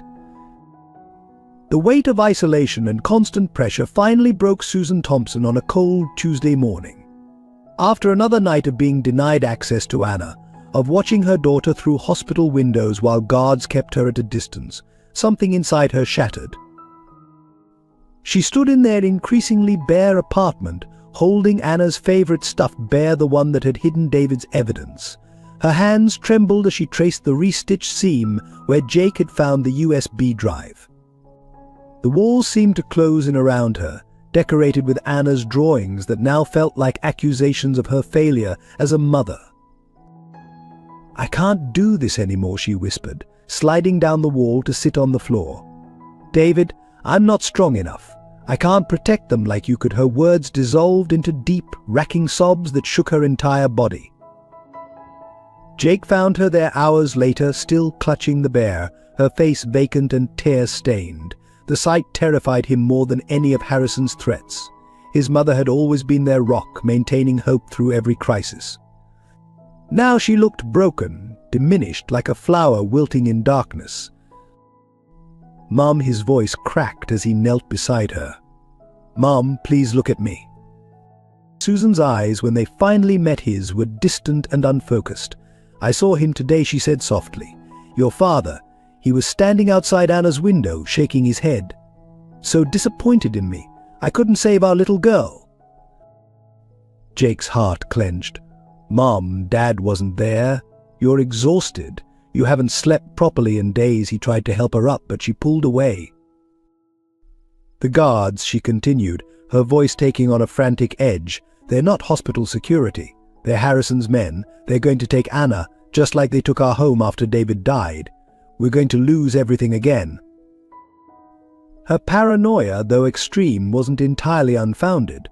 Jake had noticed the guards changing shifts with military precision, their eyes too alert, their stance too professional for typical hospital security. But seeing his mother spiral into despair was more frightening than any external threat. He called Walter, who arrived quickly with a doctor he trusted. The diagnosis was severe anxiety and exhaustion, complicated by post-traumatic stress from years of harassment and recent events. The doctor recommended immediate hospitalization, but Susan became hysterical at the suggestion. "They'll take Jake too," she cried, clutching her son's arm. "Harrison's people are everywhere. The hospital, the police, everyone. They're watching us, waiting. I won't let them take my boy." It took hours to calm her enough to accept medication. As she finally drifted into troubled sleep in her bedroom, Walter pulled Jake aside. "This is my fault," the lawyer admitted heavily. "I should have seen this coming." The isolation tactics, the psychological pressure, Harrison's people knew exactly how to break her. Jake stared at his mother's bedroom door, feeling the weight of responsibility settling on his young shoulders. "What do we do now?" "She needs professional help," Walter said gently. "But he's right about one thing: we can't trust the local hospitals. I have contacts in a private facility upstate, doctors who can't be bought or threatened." The suggestion of sending his mother away, even for treatment, made Jake's chest tighten with panic. "I can't lose her too. Anna needs her. I need her." Jake Walter's voice was kind but firm. "Your mother's been fighting this battle for 5 years, since David died. She's carried the weight of protecting you and Anna, working multiple jobs, enduring Harrison's harassment. Everyone has a breaking point. Let us help her find her strength again." That night, Jake sat beside his sleeping mother, listening to her murmur David's name in her dreams. The strong woman who had held their family together through poverty and persecution now looked small and vulnerable, her face lined with exhaustion and fear. He thought about all the times she had gone hungry so he and Anna could eat, how she had worked through illness and exhaustion, how she had faced Harrison's threats with unwavering dignity. She had been their shield for so long, absorbing blows meant for her children until finally, inevitably, she cracked. Morning brought clarity and decision. Jake signed the papers Walter provided, authorizing his mother's transfer to the private facility. As they helped her into Walter's car, Susan clutched the teddy bear, still lost in her broken world, where David's ghost watched with disappointment and Harrison's shadows lurked around every corner. "I'll take care of everything," Jake promised her. "Just focus on getting better. Anna and I will be right here when you come home." Susan touched his face, a moment of lucidity breaking through her haze. "You're so like your father," she whispered. "So strong. I'm sorry I couldn't be stronger for you." Watching the car drive away, Jake felt the full weight of his family's fate settling onto his 16-year-old shoulders. With his mother gone and Anna isolated in the hospital, he stood alone against the forces still working to destroy them. In the empty apartment, he picked up one of Anna's drawings that had fallen from the wall, a bright crayon picture of their family holding hands under a smiling sun. The paper was worn from being folded and carried in Susan's pocket, a talisman of hope she had clung to until hope itself became too heavy to bear. Left alone to manage the crisis, Jake faced the darkest hours of their struggle. Each morning brought new challenges: disconnected utilities despite Walter's payments, misplaced medical records delaying Anna's treatments, and increasingly hostile surveillance from unmarked cars outside their building. The hospital had further restricted Anna's visiting hours to just 30 minutes per day, always supervised. During one such visit, Jake found his sister pale and withdrawn, her eyes haunted by isolation. "Where's Mummy?" she asked repeatedly. "Why doesn't she come anymore?" Jake tried to explain about their mother's special doctor, but the words felt hollow. How could he tell his 8-year-old sister that their mother had broken under the strain of protecting them? Instead, he brought Anna's sketchbook and colored pencils, encouraging her to draw messages for their mom that he promised to deliver. At night, alone in their apartment, Jake fought his own battles with despair. The silence was deafening, broken only by the hum of the single lamp he kept lit to ward off the darkness. He slept on the couch, unable to face the emptiness of his bedroom or his mother's vacant space. Bradley Harrison made an unexpected appearance one evening, slipping past the surveillance to bring news. "They're planning something big," he warned. "Dad's lawyers are filing motions to dismiss all charges, claiming mental instability invalidates Mom's testimony. They're going to use your mother's breakdown against you." The information felt like a physical blow. Jake had been documenting everything: the isolation tactics, the continued harassment, the systematic dismantling of their support system. But who would believe a teenager's word against a team of expensive lawyers arguing that the Thompsons were simply a troubled family imagining persecution? Desperate for help, Jake tried reaching out to local media, but Harrison's influence still controlled the narrative. One sympathetic reporter managed to send a message: all stories about the Thompsons were being killed by editors worried about advertising revenue and legal threats. Walter's resources were stretched thin, defending against the legal onslaught. Every piece of evidence they had gathered was being challenged, every witness pressured to recount. The lawyer looked increasingly haggard during his visits, though he tried to maintain an optimistic front for Jake's sake. The breaking point came when Jake received notice that Anna's medical insurance had been retroactively cancelled. The hospital administration presented him with a bill for hundreds of thousands of dollars, making it clear that continued care depended on immediate payment. In his desperation, Jake considered surrendering, signing whatever papers Harrison's lawyers demanded, retracting all accusations, accepting their version of David's death as an accident. If it meant saving Anna and bringing their mother home, wouldn't his father understand? That night, sorting through their remaining possessions for anything valuable enough to sell, Jake found his father's old journal hidden behind loose baseboards. The final entry dated the day before the accident. Read, "The truth matters more than fear. Whatever happens, I need my children to know that standing up to evil is always worth the cost." Those words, written in his father's firm hand, reignited something in Jake's spirit. He began working through the night, creating multiple copies of all their evidence, encrypting files, and establishing dead man switches that would release everything to the public if anything happened to him or his family. Using the last of their money, he bought a prepaid phone and began recording every interaction, photographing every document, building a real-time record of the continued harassment. If Harrison's people wanted to paint them as paranoid, he would show exactly what they were paranoid about. When Bradley visited again, Jake gave him a complete backup of everything. "If they come for us," he instructed, "release it all. Every document, every recording, every piece of evidence Dad gathered. Make sure everyone knows the truth." Bradley nodded gravely, understanding the responsibility being placed in his hands. "They won't break you like they broke my father," he promised. "I won't let them." Alone again, Jake stood at the window watching Harrison's surveillance cars circle the block. He was 16, separated from his sister, his mother in treatment, his father's killers still walking free. But in his father's final words, he had found a strength that transcended their isolation. Tomorrow would bring new battles, more attempts to break their spirit and bury the truth. But tonight, in the quiet darkness of their diminished home, Jake made a decision. They could take everything else, but they couldn't take his father's legacy of courage. The turning point came from an unexpected source. Walter's tireless investigation had uncovered a disgruntled former Harrison Properties employee, Sarah Mitchell, who had maintained a secret archive of internal documents spanning 2 decades. As Harrison's personal assistant for 15 years, she had witnessed the steady progression of his criminal empire. "I kept everything," she told Walter during a clandestine meeting in a neighboring city. "Every memo, every threatening letter, every falsified document. I knew someday someone would be brave enough to stand up to him."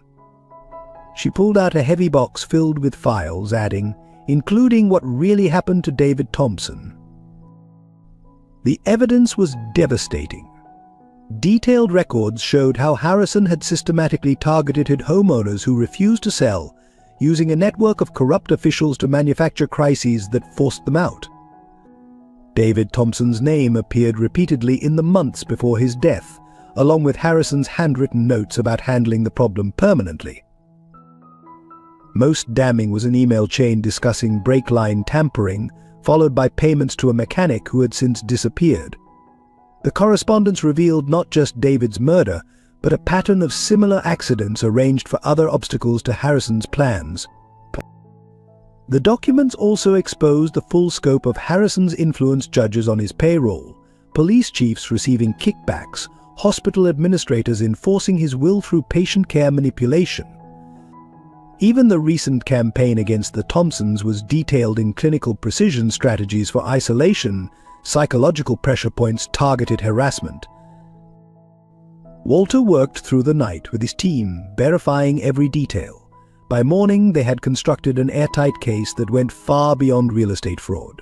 This was organized crime on a massive scale, with Harrison at the center of a web that had strangled the city for years.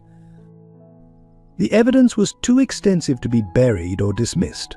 Walter bypassed local authorities entirely, presenting the case directly to federal prosecutors. Within hours, FBI agents were executing search warrants across the city, targeting Harrison's associates and co-conspirators. Jake received the news while sitting with Anna during his restricted visiting time. Walter burst into the room, ignoring the protesting guards. "We've got him," he announced, his face alight with triumph. "Sarah Mitchell kept everything. Your father's murder, the corruption, all of it. The FBI is moving now." Through the hospital window, they watched Harrison's surveillance cars scatter as federal agents arrived. The guards who had restricted their visits disappeared, replaced by FBI protection details. Within hours, the hospital administrator who had tormented them was led out in handcuffs, along with board members who had enforced Harrison's will. Bradley arrived with his mother, bringing footage from Harrison Properties offices. They're arresting everyone, he reported, showing them his phone. Dad's whole network is falling apart. Some of his partners are already making deals, trying to save themselves. The most dramatic moment came when Sarah Mitchell's archive was made public. Local news stations, finally free from Harrison's influence, broadcast damning evidence around the clock. Citizens watched in horror as decades of corruption were exposed, recognizing how their city had been held hostage by one man's greed. Families who had lost homes, businesses, and loved ones to Harrison's schemes came forward with their stories. Each account reinforced the pattern David Thompson had died trying to expose. His murder was no longer an isolated tragedy, but part of a documented conspiracy that had claimed multiple victims. In the federal detention center, Richard Harrison faced the consequences of his unraveling empire. His lawyers, themselves implicated in the corruption, abandoned him. Former allies turned state's evidence, eager to save themselves. The man who had ruled through fear and intimidation found himself alone and afraid. For Jake, watching Harrison's fall brought complicated emotions. Justice for his father came with the painful knowledge of how preventable his death had been. If someone had acted sooner, had been brave enough to stand up earlier, David Thompson might still be alive. Anna, growing stronger as proper medical care was restored, drew a new picture: their family standing together, with David's spirit watching over them and Sarah Mitchell standing nearby with her box of truth. She helped Daddy finish his work, Anna explained simply. Sarah Mitchell visited them in the hospital, meeting the family whose lives her evidence had helped restore. "I was a coward for too long," she admitted, watching Anna draw. "Seeing your father stand up to Harrison, and then watching your family refuse to be broken, it gave me the courage to finally do the right thing." That evening, as Jake sat with his sister, Walter brought one final piece of evidence: David Thompson's last recorded conversation, preserved in Sarah's archives. Jake's hands trembled as he pressed play, hearing his father's voice for the first time in 5 years. "Harrison thinks fear can bury the truth," David's voice declared firmly, "but someday someone will be brave enough to expose everything. I hope my children understand that standing up for what's right is worth any cost. The truth always finds its light." Jake looked out the hospital window at the setting sun, thinking of all they had endured to fulfill his father's faith in truth's ultimate victory. The city was changing, healing as Harrison's shadow lifted. But the real victory was not just in exposing corruption, it was in proving that one family's courage could inspire others to finally stand against evil. As the full scope of Harrison's corruption came to light, the community that had shunned the Thompsons began a painful reckoning with their own complicity. The evidence exposed how fear and self-interest had turned neighbors against neighbors, allowing evil to flourish in their silence. Mrs. Chen was the first to return, bringing not just food but a petition signed by former residents of Harrison's Properties demanding her reinstatement in her apartment.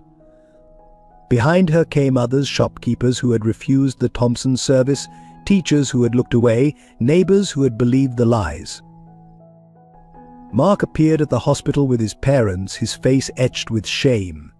"We were cowards," his father admitted, looking at Anna's medical equipment. "We chose our mortgage over your lives. How do you even begin to apologize for something like that?" The local newspaper, freed from Harrison's influence, published a front-page apology for their role in suppressing the truth. They followed it with a comprehensive series documenting the community's failure to protect its most vulnerable members, featuring interviews with families destroyed by Harrison's schemes. The principal, who had threatened to expel Jake, now faced demands for his resignation after emails revealed his cooperation with Harrison's harassment campaign. In response, students organized a walkout, carrying signs supporting the Thompsons and demanding accountability from school administrators who had enabled bullying. Bradley's revelation about his father's crimes sparked a movement among other children of Harrison's associates. They began sharing their own stories of witnessing corruption, of being groomed to continue their parents' criminal enterprises, of the moral weight they carried as beneficiaries of others' suffering. The hospital board conducted emergency meetings, suspending staff who had participated in denying care to Anna and other patients on Harrison's orders. Dr. Reynolds was reinstated with an official apology and promotion to head of pediatrics, ensuring that such abuse of medical ethics could never happen again. Church leaders who had cancelled the community meeting faced their congregation's anger. The revelation that they had chosen Harrison's donations over moral responsibility led to soul-searching sermons about collective guilt and the cost of silence in the face of evil. Local business owners who had enforced Harrison's isolation tactics found themselves facing boycotts. Many responded by making public apologies and offering restitution to families they had helped victimize. The community's moral awakening carried economic consequences for those who had chosen complicity. The transformation was most visible in the changing treatment of Susan Thompson. News of her breakdown sparked outrage as people realized how their rejection had contributed to her collapse. Cards, letters, and gifts flooded the private facility where she was recovering, each one carrying messages of remorse and support. Former clients from her cleaning service organized a fund to cover her medical expenses, sharing stories of her dignity and kindness during their own difficult times. Her previous employer at the diner, who had fired her under Harrison's pressure, offered her part ownership as compensation for his cowardice. Jake watched this parade of repentance with mixed emotions. Each apology reopened wounds of betrayal while offering hope for healing. The community's guilt couldn't erase their abandonment during the darkest hours, but their awakening consciousness promised a better future. Mrs. Harrison became an unexpected voice for accountability, speaking publicly about the cost of privileged silence. "We who benefited from Richard's crimes share responsibility for every family he destroyed," she declared. "Our comfortable lives were built on others' suffering, and our silence made us accomplices." The most powerful moment came when the City Council convened a special session to formally apologize to the Thompson family. One by one, officials acknowledged their failures to investigate David's death, their surrender to Harrison's influence, their betrayal of public trust. As Jake sat in the council chamber, surrounded by the same people who had once shunned them, he thought about his father's words about truth finding its light. The community's awakening couldn't bring David back or erase their suffering, but it meant his father's sacrifice had finally forced people to confront their own moral compromises. Anna, watching from her hospital bed via livestream, drew a new picture of their neighborhood as a garden, with truth as the sun helping flowers grow through broken concrete. "Even bad dirt can grow good things," she explained, wisdom beyond her years shining in her eyes. The community's transformation from complicit silence to active responsibility marked a turning point in their city's healing. But for the Thompsons, rebuilding trust would be a longer journey, measured in small acts of redemption and the slow restoration of faith in human goodness. The national media descended on the city as the full scope of Harrison's crimes captured public attention. News vans lined the streets, reporters competed for interviews, and the Thompson family's story became a symbol of courage against corruption. What had begun as a local battle for justice evolved into a national conversation about power, accountability, and collective responsibility.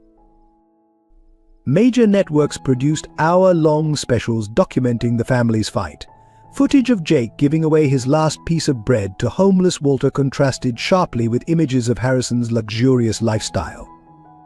Anna's medical ordeal and Susan's breakdown became powerful illustrations of how systemic corruption destroys innocent lives. Social media exploded with support. Justice for Thompsons trended nationally. People shared their own stories of facing institutional corruption, creating a movement that transcended city boundaries. The conversation shifted from one family's struggle to a broader examination of how wealth and power corrupt community bonds. Bradley's testimony became a viral sensation. His emotional account of discovering his father's crimes, choosing truth over family loyalty, resonated deeply with viewers. Young people especially connected with his struggle to break free from toxic inheritance and stand for justice. "My father taught me that power means never having to say sorry," Bradley told one interviewer, his voice steady. "But the Thompsons taught me that real strength is standing up for what's right, even when it costs you everything." Documentary filmmakers began piecing together David Thompson's investigation, tracing how one honest lawyer's quest for truth led to the exposure of decades-old crimes. They uncovered more victims, more stories of lives destroyed by Harrison's schemes, each one adding weight to the evidence David died protecting. Legal experts appeared on news shows explaining the complexity of Harrison's criminal enterprise. They highlighted how his corruption had infected every level of city governance, from school boards to hospital administration. The term Harrison effect entered the lexicon, describing how wealthy criminals manipulate community institutions to isolate their victims. The hospital where Anna was treated faced intense scrutiny. National medical associations launched investigations into how patient care became a weapon of intimidation. Healthcare advocacy groups used the case to push for reforms protecting vulnerable patients from institutional abuse. Educational organizations studied how the school system had enabled Bradley's bullying and punished Jake's resistance. The story became a case study in how institutional corruption trickles down to affect children, turning schools into environments where money dictates morality. Religious leaders nationwide addressed the moral implications of their local counterparts' failure to support the Thompsons. Sermons and articles explored how churches had chosen financial security over spiritual integrity, leading to soul-searching among faith communities about their role in fighting injustice. Investigative journalists dug deeper into Harrison Properties' history, uncovering similar patterns of corruption in other cities. What the Thompsons exposed in their community was revealed to be part of a larger network of real estate fraud and institutional corruption spanning multiple states. Susan's treatment facility received messages of support from around the country.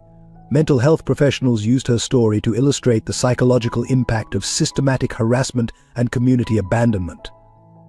Her breakdown became a powerful testament to the human cost of fighting corruption alone.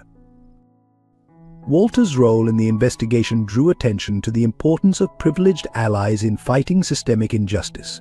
Legal organizations studied his methods, developing new strategies for protecting whistleblowers and supporting families who challenge powerful interests. The media attention brought practical support as well. A national fundraising campaign covered Anna's medical bills and Susan's treatment costs. Law schools established scholarships in David Thompson's name for students committed to fighting corruption. Job offers poured in for Susan from companies eager to demonstrate their commitment to integrity. Through it all, Jake maintained his blog, now reaching a global audience. His simple, honest accounts of their ongoing journey touched readers worldwide. He wrote about forgiveness without forgetting, about healing without surrendering truth, about rebuilding community bonds stronger than fear.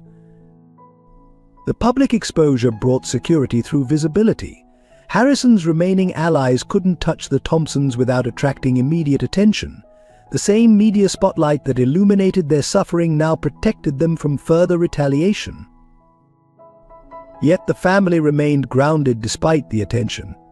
They declined reality TV offers and book deals, choosing instead to focus on healing and supporting other families fighting similar battles. Their story belonged to everyone seeking courage to stand against corruption. As public interest peaked, Jake received a letter from another teenager whose family was facing corporate corruption in their own community. "Your story showed us we're not alone," it read. "You gave us hope that fighting back isn't futile." That letter, more than all the media coverage, made Jake understand the true impact of their struggle. Their family's pain had become a beacon of hope for others, fulfilling David's belief that standing for truth was worth any cost. The federal courthouse was packed on the morning of Richard Harrison's sentencing. Jake sat between Walter and Mrs. Harrison in the front row, watching the man who had destroyed so many lives stand before justice. Anna, finally strong enough to leave the hospital, sat in her wheelchair holding Susan's hand, her presence a testament to their family's resilience. Harrison's empire had crumbled completely. The evidence from Sarah Mitchell's archive, combined with testimony from former associates seeking leniency, painted a devastating picture of decades of organized crime. The prosecution had documented 47 suspicious deaths connected to Harrison properties, including David Thompson's murder. When Harrison entered the courtroom, he barely resembled the powerful figure who had terrorized their community. His designer suits were replaced by prison orange, his commanding presence diminished by months in detention. Yet his eyes still held that calculating coldness as they swept across the gathered crowd. The judge, a federal appointee beyond Harrison's influence, began by addressing the victims' families. This court has heard testimony describing a criminal enterprise that treated human lives as obstacles to profit. Today we declare that no amount of wealth can place anyone above justice. The prosecution presented their final summary: 27 counts of conspiracy to commit murder, hundreds of instances of fraud, corruption, and racketeering. Each charge was supported by meticulous documentation, many bearing Harrison's own signature. The evidence David Thompson died protecting had finally served its purpose. Harrison's defense crumbled as former allies turned against him. His own accountant detailed the complex money laundering schemes. City officials admitted to accepting bribes. Even his personal driver testified about driving Harrison to meet with the mechanic who sabotaged David's brakes.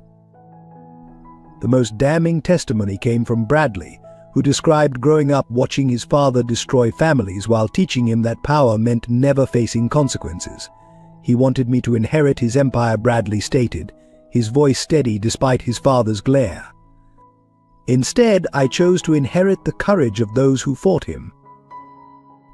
When Harrison was offered a chance to speak, his true nature emerged one final time. Instead of remorse, he offered threats. "You think this ends with me? Money still rules everything. Someone else will take my place, and these noble warriors for truth will find themselves just as alone." The judge's response was unequivocal. "Mr. Harrison, your remarks demonstrate precisely why the maximum sentence is not just appropriate but necessary." She proceeded to hand down multiple life terms without possibility of parole, plus restitution to victims that would strip the Harrison family of its ill-gotten wealth. As Harrison was led away, he passed close to Jake's seat. For a moment their eyes met. Jake saw not a monster but a hollow man who had sacrificed his humanity for power. "My father was worth 1,000 of you," Jake said quietly, his voice carrying in the hushed courtroom. Harrison's mask slipped, showing a flash of fear as he finally confronted the truth: he had lost everything to the very people he thought he could break. His own son stood with them, his wife had testified against him, and his empire had crumbled before a family's refusal to surrender truth. Outside the courthouse, reporters gathered to hear victim impact statements. Susan, supported by her children, spoke about David's legacy of courage. "My husband believed that standing for truth was worth any cost. Today proves he was right. The light of truth has finally burned away the darkness of corruption." Walter addressed questions about the broader implications of the case. "This verdict sends a message that resonates beyond our city. Money can buy influence, but it can't ultimately defeat justice when people stand together against corruption." Mrs. Harrison, standing beside Bradley, announced the conversion of Harrison Properties assets into a foundation supporting families fighting corporate corruption. "We can't undo the past," she declared, "but we can help ensure no other family faces such battles alone." As the crowd dispersed, Jake noticed Sarah Mitchell standing quietly at the edges. He walked over to the woman whose courage had helped deliver justice. "Thank you," he said simply, "for helping my father finish what he started." She smiled, tears in her eyes. "Your father's sacrifice and your family's courage gave me the strength to finally do what was right. Sometimes the truth just needs witnesses willing to speak." Back in Anna's hospital room that evening, the family gathered to watch the news coverage. The headlines declared justice served and corruption empire falls, but Jake focused on his sister's newest drawing, their family, whole and smiling, with David's spirit watching proudly over them. "Is it really over?" Anna asked, coloring in the sun above their heads. Jake looked at his mother, seeing peace replacing pain in her eyes, then at the camera crews still visible through the window, ensuring their story would protect others facing similar battles. "The fight against corruption is never completely over," he answered thoughtfully. "But Dad showed us how to win by standing together, speaking truth, and never letting fear silence justice." The months following Harrison's sentencing brought profound changes to the community. Where fear and self-interest had once ruled, a new spirit of solidarity emerged. The transformation began with a community-wide reconciliation ceremony held in the park where David Thompson had once organized neighborhood gatherings. Hundreds gathered to acknowledge their collective failure and commit to rebuilding. Former Harrison employees shared stories of coercion and redemption. Families who had turned against the Thompsons offered public apologies. Even those who had simply remained silent stepped forward to acknowledge their passive complicity in Harrison's reign. The school underwent a complete reformation. The principal resigned, replaced by an educator committed to ethical leadership. Bradley's anti-bullying initiative became a model program, teaching students to recognize and resist systemic corruption. The hallways where Jake had once faced isolation now displayed murals celebrating moral courage and community unity. Mark's family led a neighborhood restoration project, starting with Mrs. Chen's apartment. Local businesses donated materials and labor to repair years of deliberate neglect. The work became a symbol of hands-on redemption, with former antagonists working side by side to rebuild what Harrison had destroyed. The hospital established the Anna Thompson Patient Advocacy Program, ensuring that medical care could never again be weaponized against vulnerable families. Dr. Reynolds headed the initiative, implementing protocols that prioritized patient welfare over institutional politics. The guards who had restricted Anna's visitors were replaced by patient advocates trained to protect rights rather than enforce control. Susan's return from treatment marked a turning point in community healing. Her former clients organized a welcome home celebration that became a catalyst for deeper reconciliation. People who had shunned her now lined up to share meals, offer support, and rebuild broken bonds of trust. The diner where Susan had once worked became a gathering place for families sharing stories of survival and recovery. The owner, having confronted his own role in enabling Harrison's persecution, transformed the space into a community hub where people could freely discuss concerns without fear of retaliation. Local churches established a support network for whistleblowers and families challenging corruption, naming it after David Thompson. Religious leaders who had once prioritized donations over moral authority now preached active resistance to institutional evil, backed by practical assistance for those taking ethical stands. Bradley and his mother converted the Harrison mansion into a community center, its imposing gates replaced by welcoming gardens. Programs offering legal aid, counseling, and advocacy training operated from rooms that had once housed conspiracy and corruption. The transformation of this symbol of oppression into a resource for justice became a powerful metaphor for community renewal. The City Council, under new leadership, passed the Thompson Transparency Act, requiring public disclosure of all corporate influence in local governance. Regular town halls replaced closed-door meetings, and citizen oversight committees ensured that development projects served community needs rather than private profits. Jake's blog evolved into a community platform where people shared resources and organized support for families facing similar challenges. The solidarity that had emerged from their struggle became a model for other communities battling institutional corruption, with Jake often invited to speak about building resistance through unity. Anna's recovery became a communal celebration. Her hospital room, once a place of isolation, filled with visitors bringing art supplies, books, and hope. Her drawings, depicting scenes of community healing, decorated the pediatric ward, reminding everyone that even the youngest victims of corruption could become agents of change. Walter established a legal clinic specializing in corporate accountability, training a new generation of lawyers in the principles David Thompson had died defending. The clinic offered free services to families challenging systemic abuse, ensuring that financial constraints could never again silence voices of truth. Mrs. Harrison's testimony about her journey from complicity to conscience inspired other privileged community members to examine their own roles in perpetuating injustice. Her candid acknowledgement that comfort had made her complicit led to the formation of accountability groups where the wealthy confronted their responsibility to challenge corruption.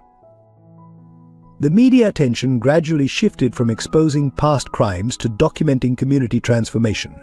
Reporters who had once ignored Harrison's abuses now investigated other instances of corporate corruption, creating a culture of vigilance that made future exploitation more difficult. As spring arrived, the community organized a memorial garden in David Thompson's honor. Families he had helped contributed plants and memories, creating a living testament to the power of one person's commitment to truth. Jake often found quiet moments there, sensing his father's presence in the peaceful space where healing grew from the soil of shared suffering. The garden's centerpiece, a simple plaque, bore words from David's final journal entry, "Truth needs witnesses willing to stand together."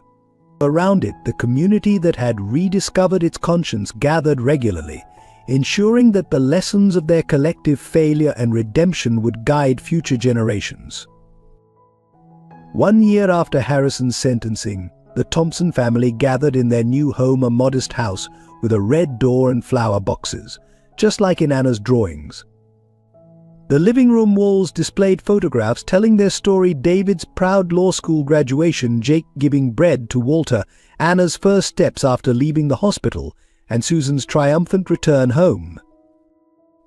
The occasion was both a celebration and a dedication. The Thompson Foundation, funded by recovered Harrison assets, was launching its first nationwide program to support families fighting corporate corruption. Representatives from similar struggles across the country had come to share their stories and find strength in unity. Anna, fully recovered and glowing with health, moved through the crowd, sharing her latest drawing, scenes of hope and healing that captured their journey from darkness to light.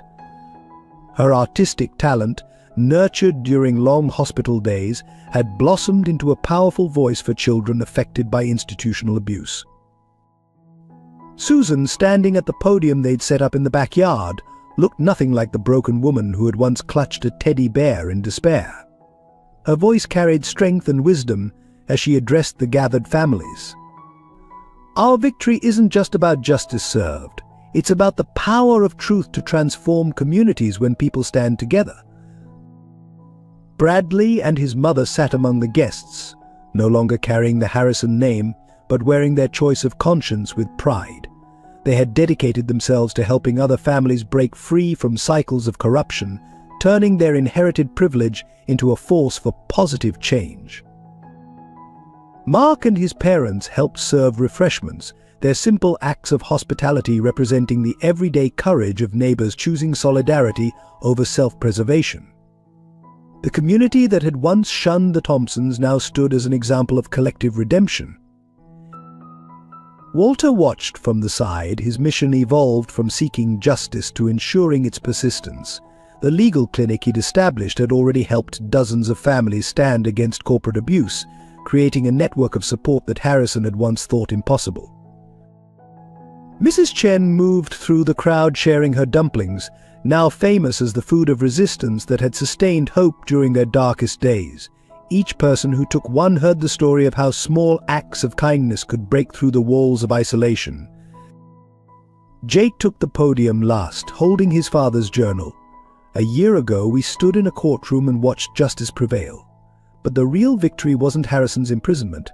It was discovering that truth needs more than witnesses. It needs a community brave enough to stand together."